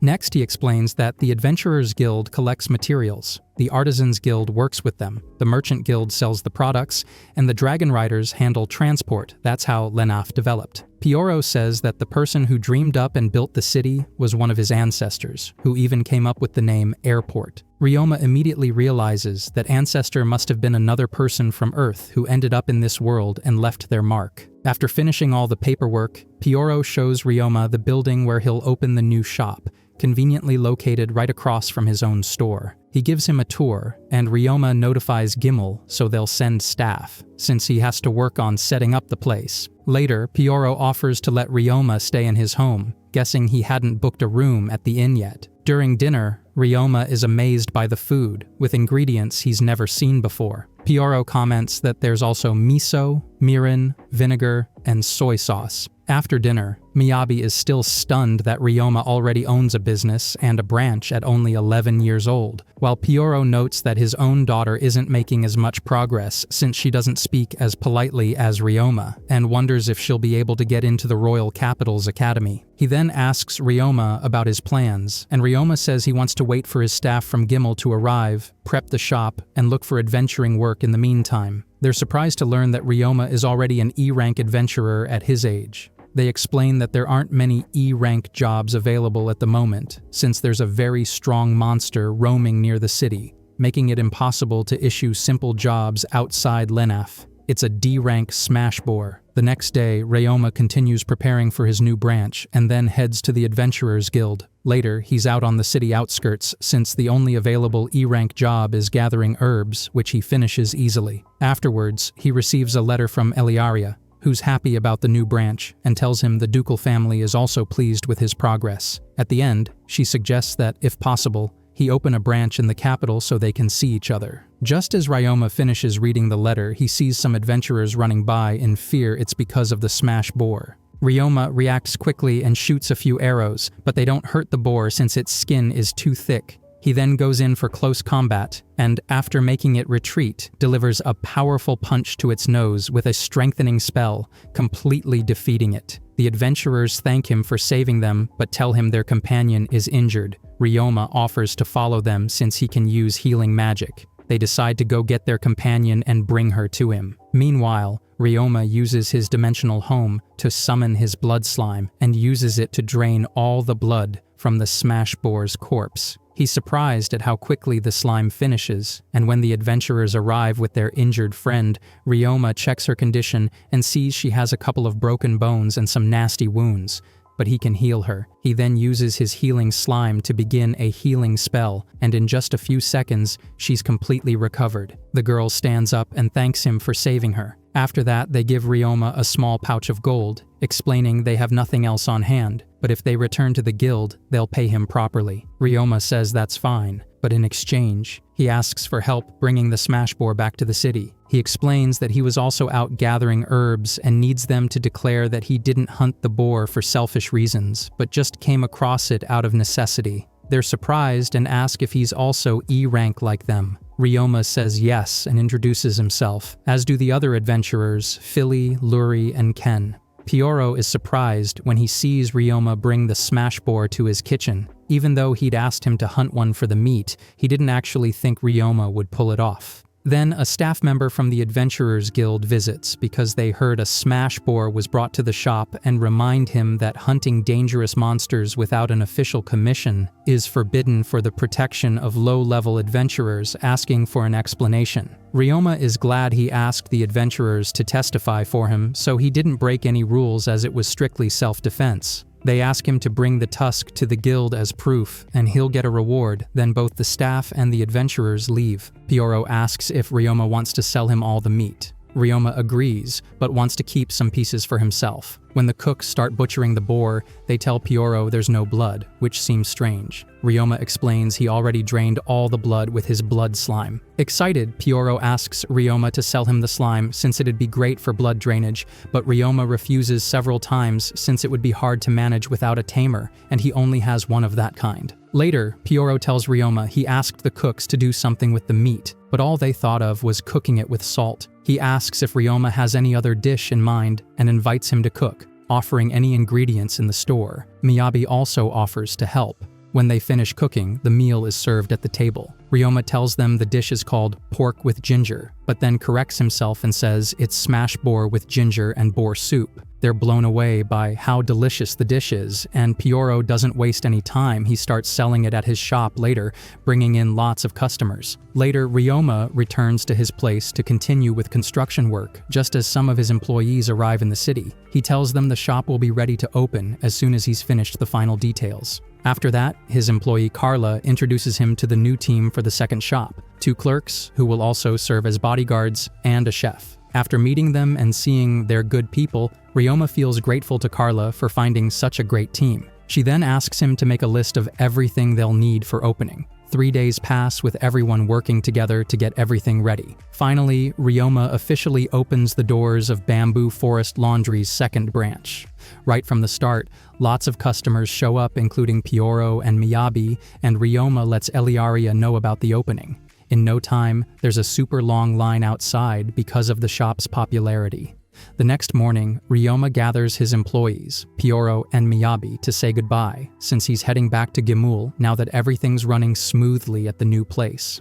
Everyone wishes him well and is excited to work hard for the shop. Ryoma then asks Miyabi if she's going to the capital's academy that year, and when she says yes, he asks for a favor: to meet a girl named Eliaria, who's starting there too.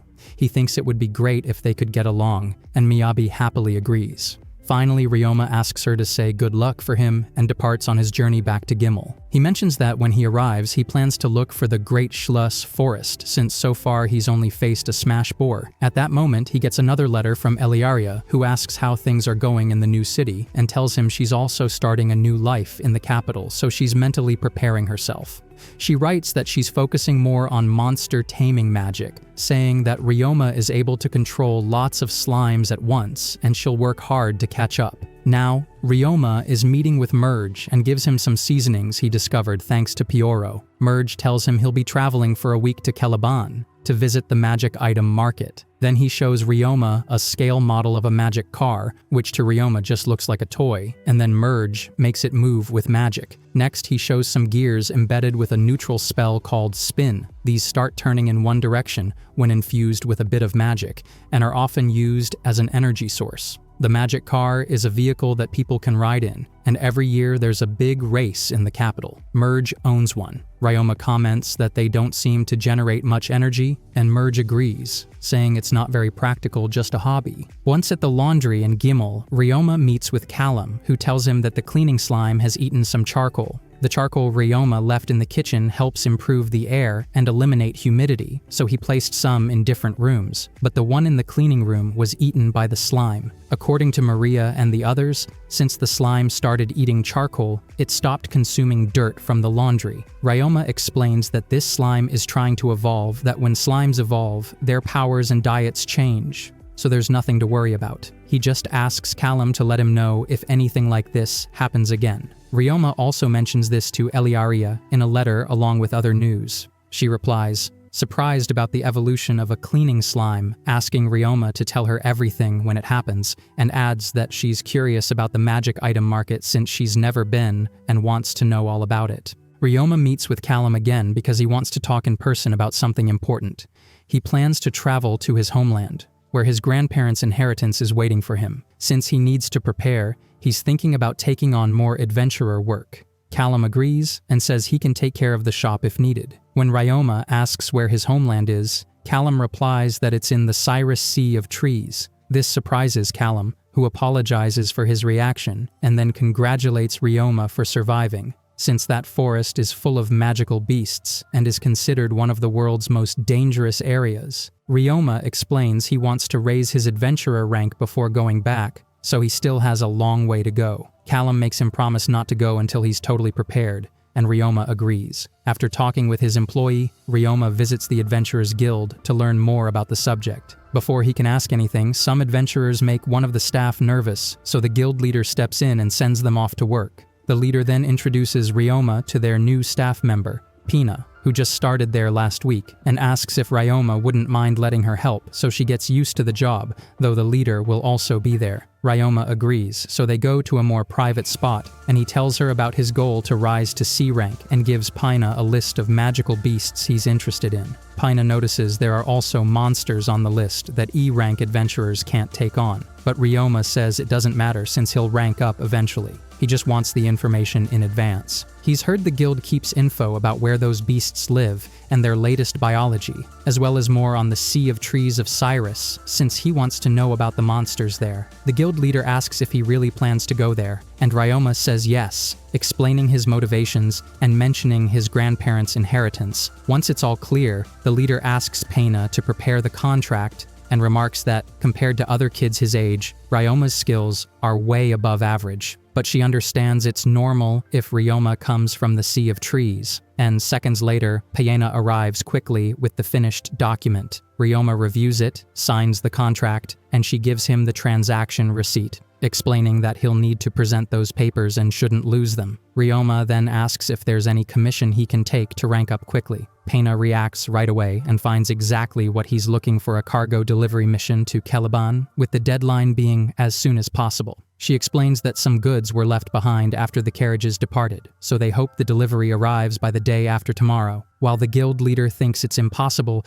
Pena points out that since Ryoma can use spatial magic, he might be able to make the deadline. Ryoma thanks her for the suggestion and accepts. Caliban is the city Merge mentioned to him, where the magic gadget market will be held. Once there, Ryoma is met by a guard who tells him the market starts tomorrow, and this time it's focused on magic gadgets. It happens 6 times a year. Ryoma arrives at the job's location, and once inside, takes the goods out from his item box. When he meets the shopkeeper, he delivers the package and asks him to sign the receipt. The man is surprised since he didn't expect Ryoma to make it on time. He invites him in for tea, knowing he's from Gimel. When Ryoma tastes it, he notices it tastes just like coffee and asks what kind of tea it is. He's told it's made from dandelion root and is very healthy. Ryoma recognizes it as dandelion coffee. At that moment, Merge arrives, greets Ryoma, and explains that this place is a magic gadget workshop where he gets along well with the owner, Dynome.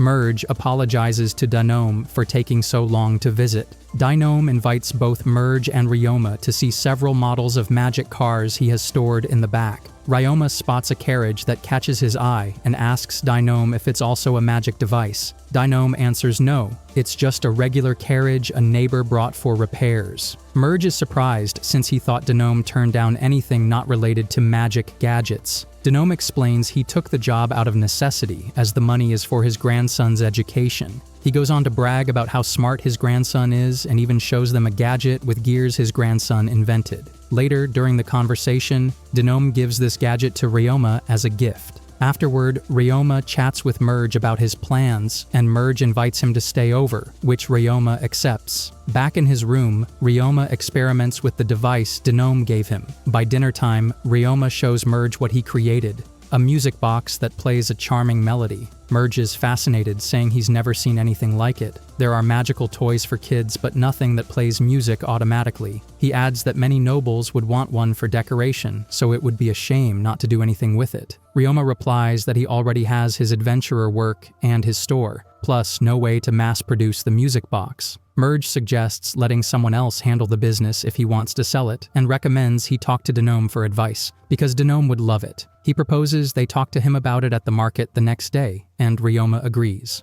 The magic gadget market opens, showcasing all sorts of interesting inventions, from a mill that spins on its own to make grinding easier, to a quiver that works like an item box, high-quality magic tools, and more. Ryoma is there with Merge, and they go to see Dynome for a business consultation. Ryoma is stopped by Denome's grandson, Fidele, and they start a little word game. Seeing that Fidele isn't having much fun, Ryoma puts together a surface with cloth and a bucket, then uses some spinning tops to make them spin.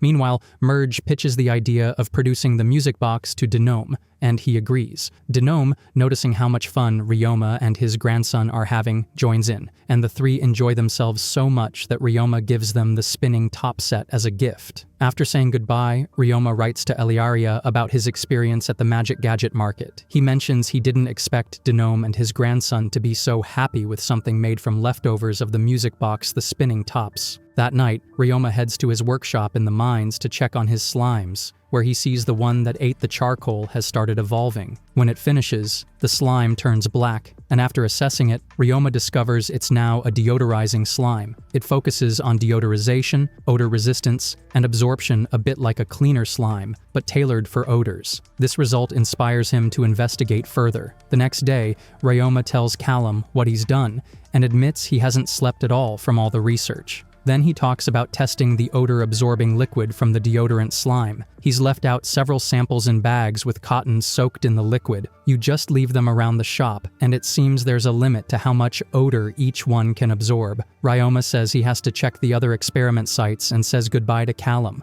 Later, he's back in the mines with his slimes, where he discovers his iron and metal slimes can change shape while keeping their properties. He gets the idea to turn one into a sword, sharpens the tip with his fingers, and tests it by cutting wood. He notices the more polished the blade, the better it cuts. He thinks this will be useful in the Great Schluss Forest, and plans to have it ready before dawn. The next day, he visits Callum again to update him, but Callum scolds him and advises him to take better care of his health after finding out Ryoma hasn't slept much. Suddenly, Mia Cat bursts through the door, apologizes for the entrance, and asks for another odor-removing bag. She says she put one near the trash bin the day before yesterday, and it eliminated the smell until this morning, but now it no longer works.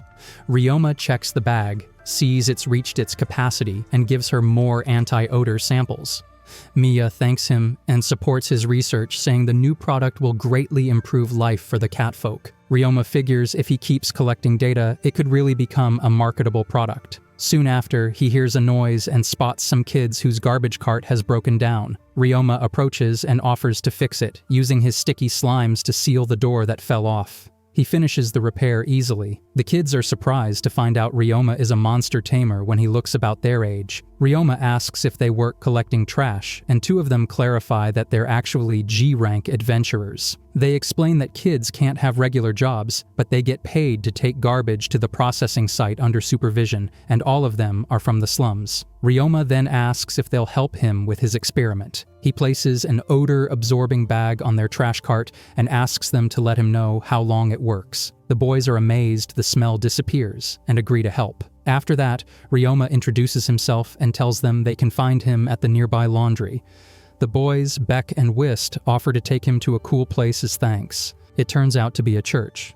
Inside, Beck explains that every 2 months there's a day when kids get free sweets if they help clean, and today is that day. It's their way of showing gratitude. Ryoma realizes this helps encourage cleaning in the neighborhood and decides to join in. Suddenly, his consciousness is transported to the god's realm, though he finds himself somewhere unfamiliar, surrounded by bookshelves. There he meets a new god, who tells Ryoma right away that he already knows he's the latest arrival to this world, and that this time someone interesting has come. He introduces himself as Fernobelia, the god of magic and education, and says this is his domain, and he'd like to ask Ryoma a few things. He asks what Ryoma's previous world was like, what food he likes, what he thinks about learning and about love, but Ryoma can't answer any of the questions, since the god keeps moving to the next one. Ryoma points this out, and Fernobelia thanks him for his cooperation, explaining that as Ryoma reacts, his mind forms answers, and that's what the god reads. Fernobelia apologizes, saying he's just being cautious, as not everyone who came before was like Ryoma.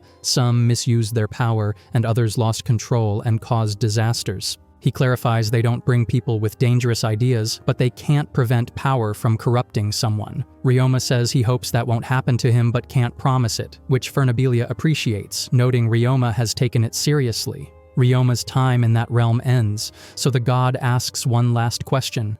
What does he think of this world? Ryoma answers, He's glad he came. When he snaps back, Beck scolds him for zoning out, staring at the ceiling and doing nothing. Once the cleaning is finished, Beck tells him there's another cool event before the suites. After cleaning, everyone can take part in training as a guild adventurer comes to teach them survival skills. Soon Worgen arrives, recognizes Ryoma, and asks why he's there. When he finds out, he asks Ryoma for a hand. Beck is amazed Ryoma knows the guild master, and Worgen introduces Ryoma as an E-rank adventurer, which totally shocks Beck and Whist. When they finish talking, the training starts. Ryoma instructs his slimes to only dodge and hit lightly so they can help the youngest kids practice. A bit later, both Worgen and the church nun thank Ryoma for his help, and he says goodbye to everyone. Once again, Eliaria sends Ryoma a letter telling him that she'll soon be moving to the capital residence. It'll be her first time moving and her first time living alone. She asks him not to tell her family, admitting she's a bit worried, but says she'll be fine since Ryoma always encourages her. Ryoma starts thinking about sending Eliaria a gift and remembers a suggestion from his employee Carla, giving her clothes. Not knowing what style Eliaria would like,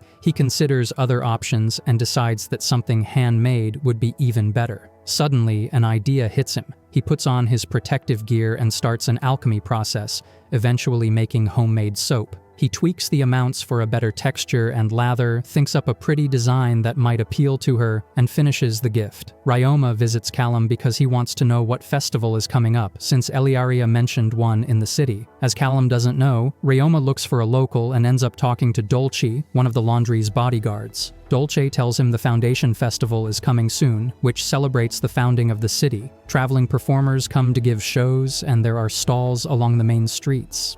He also says that shops can take part in these street stalls, though it's not obligatory, and Ryoma thinks it'll be a great idea to have one when the time comes. Ryoma tells Dolce that all his employees are from outside. Callum came from Luium on Merge's recommendation, Faye and Liling are from Gilmar, Selma used to work at an inn in another city, and Jane, Fina, and Maria all came from the same city. He feels lucky that Dolce knows the area so well. Just then, Callum arrives and tells Ryoma that his sister Carla called from Lenaf because the cleaning slimes are multiplying. This means Kalkin and the others can't contract with all the slimes, so Ryoma decides to go fix the problem. After a short trip, Ryoma reaches his second laundry, where Carla brings him to the others. There, he sees cleaning slimes everywhere. 74 are waiting for a contract. Ryoma contracts with them all easily, and then asks his staff why they've multiplied so much. One of them gives him a report revealing the slimes built up too many nutrients and produced more deodorizing liquid than they could sell.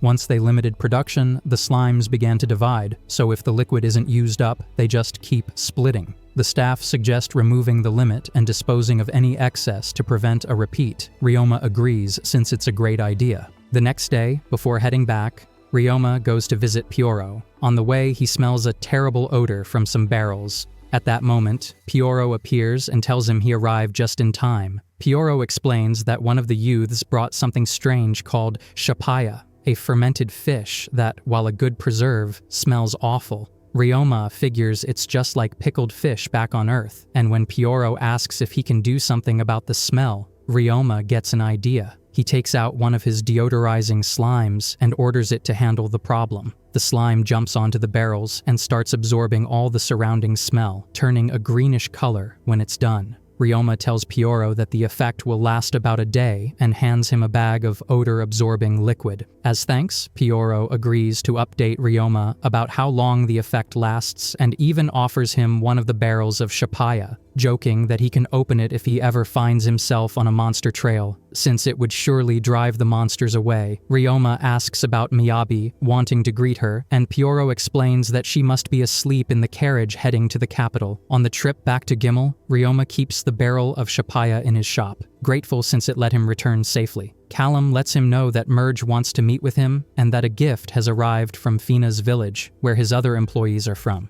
Jane, who's on break, will explain the details.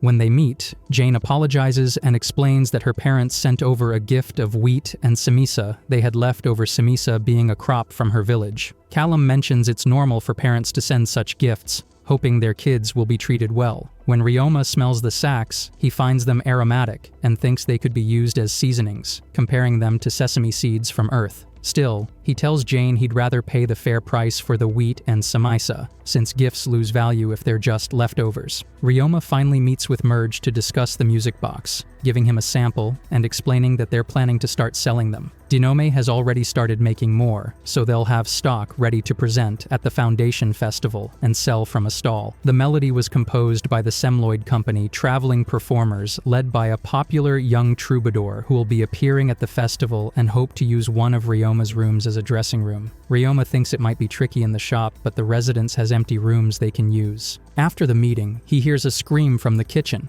The cook was startled by the smell of the shapaya, and Ryoma remembers he left the barrel there. He uses his deodorizing slime to eliminate the odor and tries cooking the fish. Finding it doesn't taste great on its own, they add seasonings and semisa, frying it in semisa oil. The result is a delicious dish, which they take to the dining hall, where Ryoma's employees quickly recognize the aroma of semisa from their hometown. After dinner, everyone is really satisfied. Callum suggests they could set up a stall at the festival to offer regional dishes to the people coming to see the performers. Ryoma thinks it over and asks the staff for their thoughts. Since everyone is all for it, Ryoma decides they'll open a street food stall for the festival. Now everyone starts deciding which dishes they'll serve at the festival, putting some excellent samples on the table.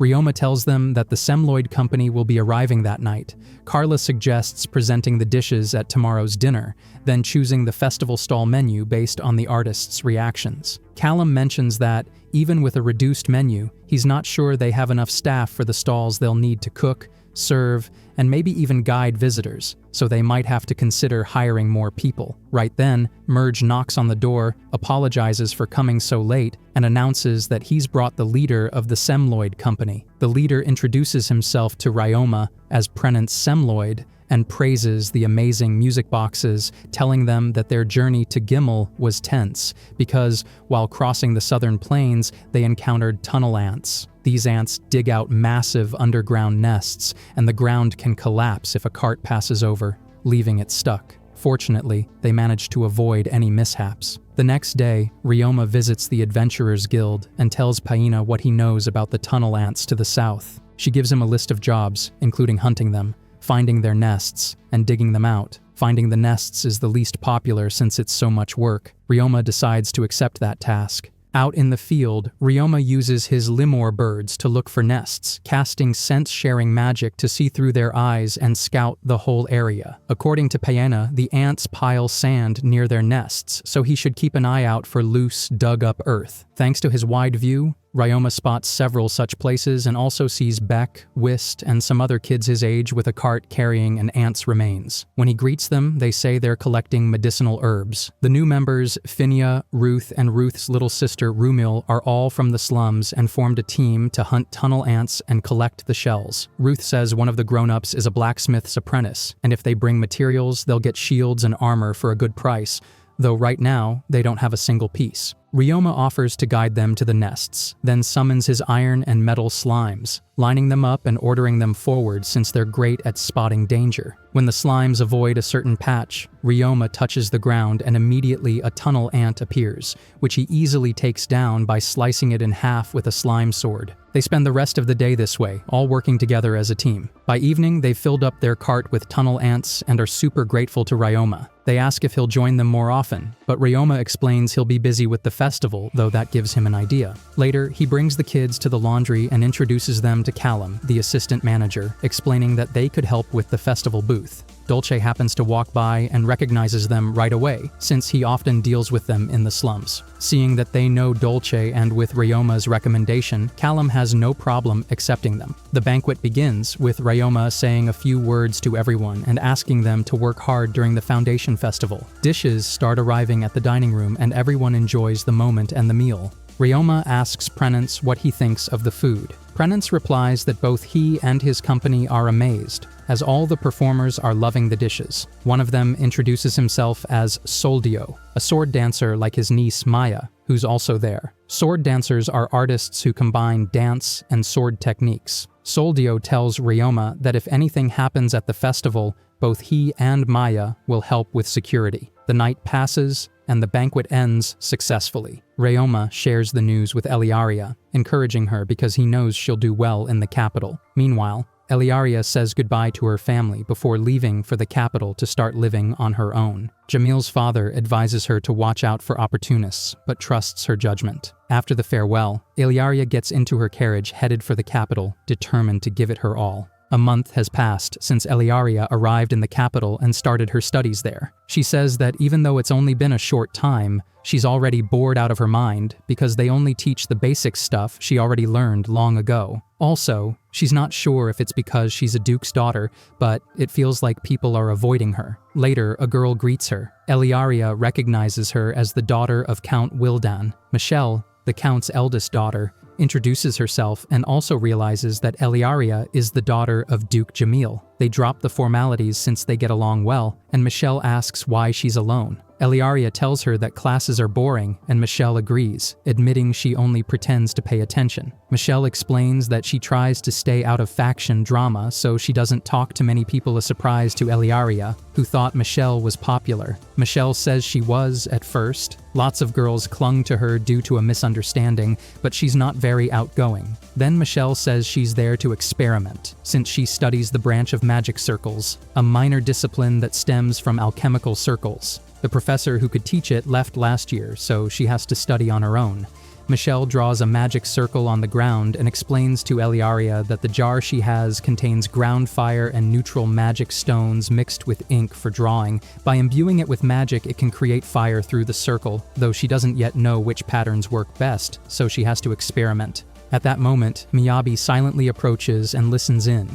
When she gets behind them, the girls don't notice her. Michelle activates the magic circle, but after a few seconds, it starts shooting out lightning instead, so it doesn't work. She then realizes someone else is there and apologizes for startling her. Eliaria recognizes Miyabi since they're in the same class. Miyabi says an acquaintance asked her to give Eliaria a message, "Cheer up," and explains she knows Ryoma through her dad. This makes Eliaria remember talking to Ryoma about how hard it is for her to make friends, since people avoid her because of her power and title. She realizes Ryoma's given her the chance to meet Miyabi, so she asks if Miyabi would like to be friends. Miyabi happily agrees.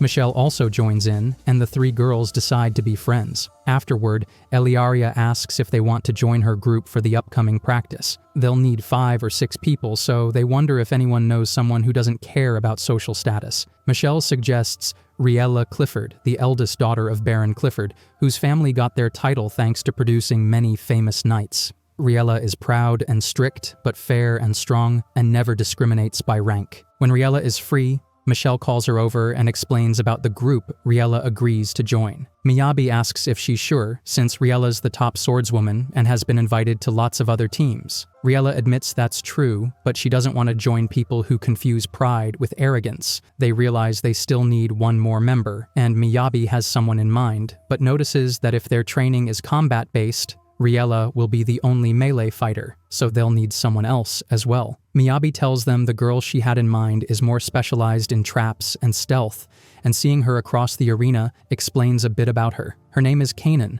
a very skilled commoner who makes accessories and wants to become an artisan. Riella says that if she's nice, there's no problem choosing her, and the others agree, so Miyabi goes to talk to her. She approaches Kanan and asks if she'd be interested in joining their group, inviting her to meet the others. Kanan responds enthusiastically, introducing herself as Kanan Schuzer. It turns out she comes from a famous family of magical item craftsmen, but admits she's hopeless at making magic items herself, so they shouldn't expect much from her there. She's actually an enchanter, able to perform enchantments, a type of magic created by a particular individual and that only their descendants can use. There are now so many different enchantments that sometimes someone is born with the same trait as the creator, which is her case. But this also means it's the only magic she can use, and she can't make magic items on her own. Michelle explains that enchanting an item requires both the enchanter's own magic and the magic from the person wanting the item enchanted, which is why Kanan needs help from others. It has to be someone compatible. Kanan confirms this and says she had hoped to meet someone compatible here, but the nobles have ignored her, so she's had no luck so far. The other girls share that they all have their own faults, making Kanan feel welcome in the group, and she happily agrees to join. The group class begins, and soon there's criticism because their group includes 3 nobles. The assignment is a camping trip in the woods, with tasks like putting up a tent and lighting a campfire. The girls' group excels, but there are difficulties and tension between the noble and commoner groups, since the nobles wanted the commoners to set up the tent for them, but they refused. In the morning, the nobles' tent collapses because it was set up incorrectly. There's an argument, but Michelle and her group help fix the tent. Eliaria uses her healing slime to tend to a noble who fell and was injured, and she's thankful for the help. After a while, the nobles apologize to the commoners, resolving their issues. Eliaria then talks to everyone and proposes that, to get the highest score, they should all work together as one team, and everyone agrees. Using magic, they set up a bathroom, organize the water supply, and Kanan shines by setting traps. With Eliaria's help, the teachers praise the teamwork displayed by Eli's group. Eliaria shares this whole experience with Ryoma in a letter, telling him she's managed to make friends, and Ryoma is really happy to hear the news. In a short time, preparations begin for the Foundation Festival get underway, with everyone working actively on it. One day, Worgen approaches Ryoma to thank him for handling the tunnel ants and asks him for another collection job. There's so much to gather that only a spatial mage can manage it. Plus, he tells Ryoma he'll get to fight the monsters he wanted, since they need Trent materials. Ryoma gets excited since this will serve as practice for the Great Schluss Forest, so he gladly accepts. Shortly after, Worgen shares the details of the quest with a group of highly skilled adventurers. He explains that they need so much Trient material to help revitalize the city, since Gimul depends on mining. If the mines run out, people will leave to find work. That's why they've decided to create a tourist area down south with a big arena at its center. With fighters, spectators, lodging, and food, they hope to make lots of money and attract betting, but to build the arena, they need Trient wood, chosen by a famous architect. Normally it's used for magic staves, but it can also be used for construction. The next morning, the group sets out for the quest. On the way, they talk about Trents, warning that they attack with their branches, so you have to be careful of strikes from above. The weak point is the face-shaped bump on the trunk attack there, or cut below it. They arrive at a forest and decide to camp, planning to begin the mission the next day. The adventurers notice Ryoma has been nervous all morning, so they reassure him and promise to help, so he can gain experience without worry. The next day, everyone sets out to hunt Trents and quickly finds the first one. The girls take it down easily, and Ryoma's slimes lift the huge log to store it in Lipin's dimensional home. They find more Trents, defeat them as a team, and Ryoma manages to defeat his first Trent as well. However, Lipin comments how odd it is to see so many Trents nearby, since they typically prefer darker areas and don't usually leave the heart of the forest. Ryoma also senses a strange presence, and though uneasy, the team returns to camp to rest. Asagi congratulates Ryoma on his performance and says that in the afternoon he can handle any Trents that get away, reminding him that Lipin's and his own safety come first. During lunch, they spot a strange slime floating in the air. Lipin explains it's a fluff slime, capable of flying. Ryoma is amazed and asks if he can catch it. Lipin demonstrates a spatial magic spell that transports the slime right into his hand, explaining it only works if you can see the target and that it's hard to control, but it's useful for capturing things unharmed. Ryoma quickly learns and forms a contract with the fluff slime. When he checks it, he finds its abilities are flight and lightness, and its division level is 8. Ryoma gets excited and says that once they finish the quest, he'll think about what to do with the treasure. Soon after, the group of adventurers heads back into the forest but comes across something unusual. More than half of the regular trees they saw that morning have now turned into Trents, which means there's likely a dangerous superior species nearby. Despite that, the group keeps moving forward to investigate the cause, even if they can't eradicate it. As they press on, they defeat many Trents, but Ryoma realizes they'll tire themselves out if they keep this up. So he releases a large number of metal slimes and transforms them into axes, throwing them non-stop at the Trents. The slimes return to him so he can keep launching axes endlessly. Seeing this new attack method, the others let Ryoma take the lead while they cover his back, and together they quickly wipe out most of the Treants. However, an even stronger one appears. It's an Elder Treant. If they don't do something, it'll probably turn the whole forest into Treants. The group decides to hunt it down, but Ryoma is puzzled when his metal slimes show fear and he sends them back to their dimensional home. Unsure of the reason, he moves ahead with the team, who are surprised to see the Treants moving to shield the Elder Treant. Lipin tells them not to worry since the Treants are slow. Suddenly, the Elder Treant's roots rise from the ground, attacking the group. Ryoma uses a spell to turn the ground into pavement, stopping the roots from emerging. The group focuses on attacking, but soon they're horrified as the Elder Trent uses dark magic to rust their weapons. Lipin explains it's rare to see one that can oxidize metal. Now, Ryoma understands why his slimes were scared, but he comes up with an idea and cancels the shrink effect on his sword. He then turns the slimes into axes made of pure iron and throws them at the Elder Trent, confirming that the creature can't rust that material. He gives more axes to his team and asks them to cover him. Meanwhile, Ryoma makes a huge ball of pure iron and smashes the Elder Trent's face, severely weakening it. The team cheers Ryoma on to deliver the finishing blow, so he attacks again and finally defeats the Elder Trent, which, upon falling, reveals a buried treasure. That night, the group has dinner at the campsite, and Lipin mentions he never expected to find a magic jewel buried under the Elder Trent, which apparently was the source of its incredible magical power. Upon returning to the capital, Ryoma says goodbye to the adventurer group and hurries off to check on the festival preparations. He's amazed to see a huge stage already built, and they explain that the Semloid company is used to these kinds of projects, so they managed to put it up in just 2 days. Not only that, but they also helped with Ryoma's stall, which surprises him even more. With the stall nearly finished, Ryoma focuses on the menu, though the food is already decided. They still need to pick the drinks. After thinking for a while, Ryoma comes up with barley tea, remembering that he received barley from Jane's village earlier. It's a healthy tea, perfect for summer, and everyone ends up liking it. So they put it on the menu and almost everything's ready for the festival. Ryoma spends the rest of the day running around helping everywhere, and by the afternoon, everything is set. He yawns from exhaustion for a moment, so his teammates suggest he get some rest. Although he resists, they insist he'll need his strength for the festival. Merge also backs them up, so Ryoma gives in and says he'll take the next day off. The next day, Ryoma spends time studying the fluff slimes and discovers that because of their high division level, they multiply a lot. While he's watching them, he suddenly spots a dragon flying overhead and notices Pyoro riding it, so he decides to follow. When they meet up, Ryoma asks what brings him there, and Pyoro says he got an urgent order. Since it was a special request, he was curious to see what it'd be used for, so he delivered it himself.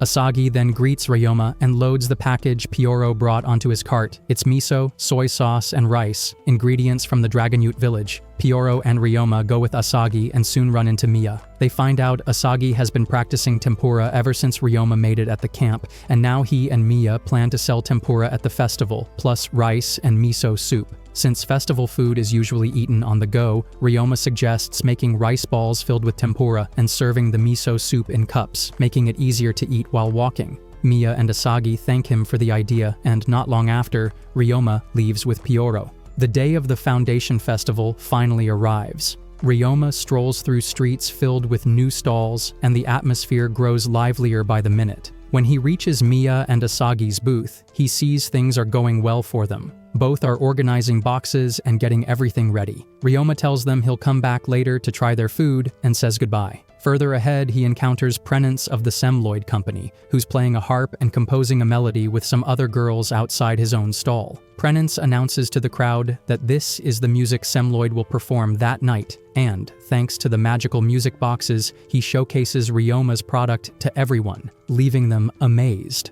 Ryoma spots Merge nearby and greets him. Merge remarks that the music boxes are a big hit, with Denome producing them in bulk at the Celeban workshop and plans underway to expand the sales network even more. Together they watch as children from nearby families gradually start to have their own music box. Continuing on, Ryoma arrives at his own booth and is amazed to see a long line of people waiting in an orderly fashion. His employees calmly serve all the customers, selling food non-stop. Ryoma asks Dolce to help organize the line since there are so many people and things are a bit chaotic. Afterward, Ryoma supervises and guides his staff, helping with whatever needs arise as everyone works non-stop for the festival. In the kitchen, one of his employees thanks him for the veggie slicer, an invention he made by shaping a metal slime. Worgen notices that the kids from the slums are helping a lot, but Ryoma realizes they haven't had a break and aren't enjoying the festival. He asks Worgen to take them around, though Beck protests, since he feels he can't leave when everyone is so busy. Just then, Carla and the other staff offer to step in and solve the issue. Carla talks with Ryoma alone, letting him know the new hires from the second shop in Lenaf have already adjusted well, so he doesn't need to worry. She also asks him to put work aside and enjoy the festival, since it's his first Foundation festival. Ryoma thanks her, but says he needs to take care of something first. He heads into the cold storage room, bundled up, and admires the ice sculpture before him. Minutes later, Prenance arrives, full of praise and excitement for the sculpture. Ryoma worries about the cold, but Prenance, mesmerized by the art, says he doesn't feel cold at all and thanks Ryoma. After that, Ryoma runs into Carla again, who insists he take a break. Just then, Pioro and Merge arrive and ask to talk in private, making Ryoma a bit embarrassed in front of Carla. Once together, they tell him that the barley tea has been a big hit, with a different scent from black or herbal teas. They then ask where he got the barley, and Ryoma explains it's from one of his employees' village's leftovers that hadn't been sold. Hearing this, Pioro and Merge get completely worked up, startling Ryoma. Later, he meets with his employees from the village, who are thrilled because now they want to turn that barley into tea to sell officially with Merge and Pioro's help. They're sure it'll be a profitable business. The three celebrate the good news, and Ryoma tells them they'll talk about the details another time. Ryoma runs into Carla again, and this time she firmly asks him to take a break, which he shyly agrees to. He then visits Miya and Asagi's stall, where they greet him with a tenmusu and miso soup. After trying them, Ryoma is delighted and promises to recommend them to everyone at his shop. Suddenly they hear a little boy crying out for his mom. Ryoma immediately realizes he's lost. He brings the boy to Miya and Asagi and asks about his mom and where he lives, but the boy doesn't answer any questions. Asagi thinks he probably wandered off to the festival, so Ryoma decides to help find his mother and introduces himself, finally getting the boy to say his name is Theo. Ryoma comes across Glycella, who immediately notices the boy is lost, and they agree to bring him to the guards. The nuns from the church and some guild staff greet Ryoma as they pass, and Glycella tells him he's now a true member of the city. She asks how his current life compares to living in the forest, and although Ryoma thinks for a moment, he concludes that what he's experiencing now is much better. He finally finds Theo's mother and returns the boy, who gratefully says goodbye before leaving with her. As night falls, the Semloid Company's theater show begins, amazing the crowd with their talent.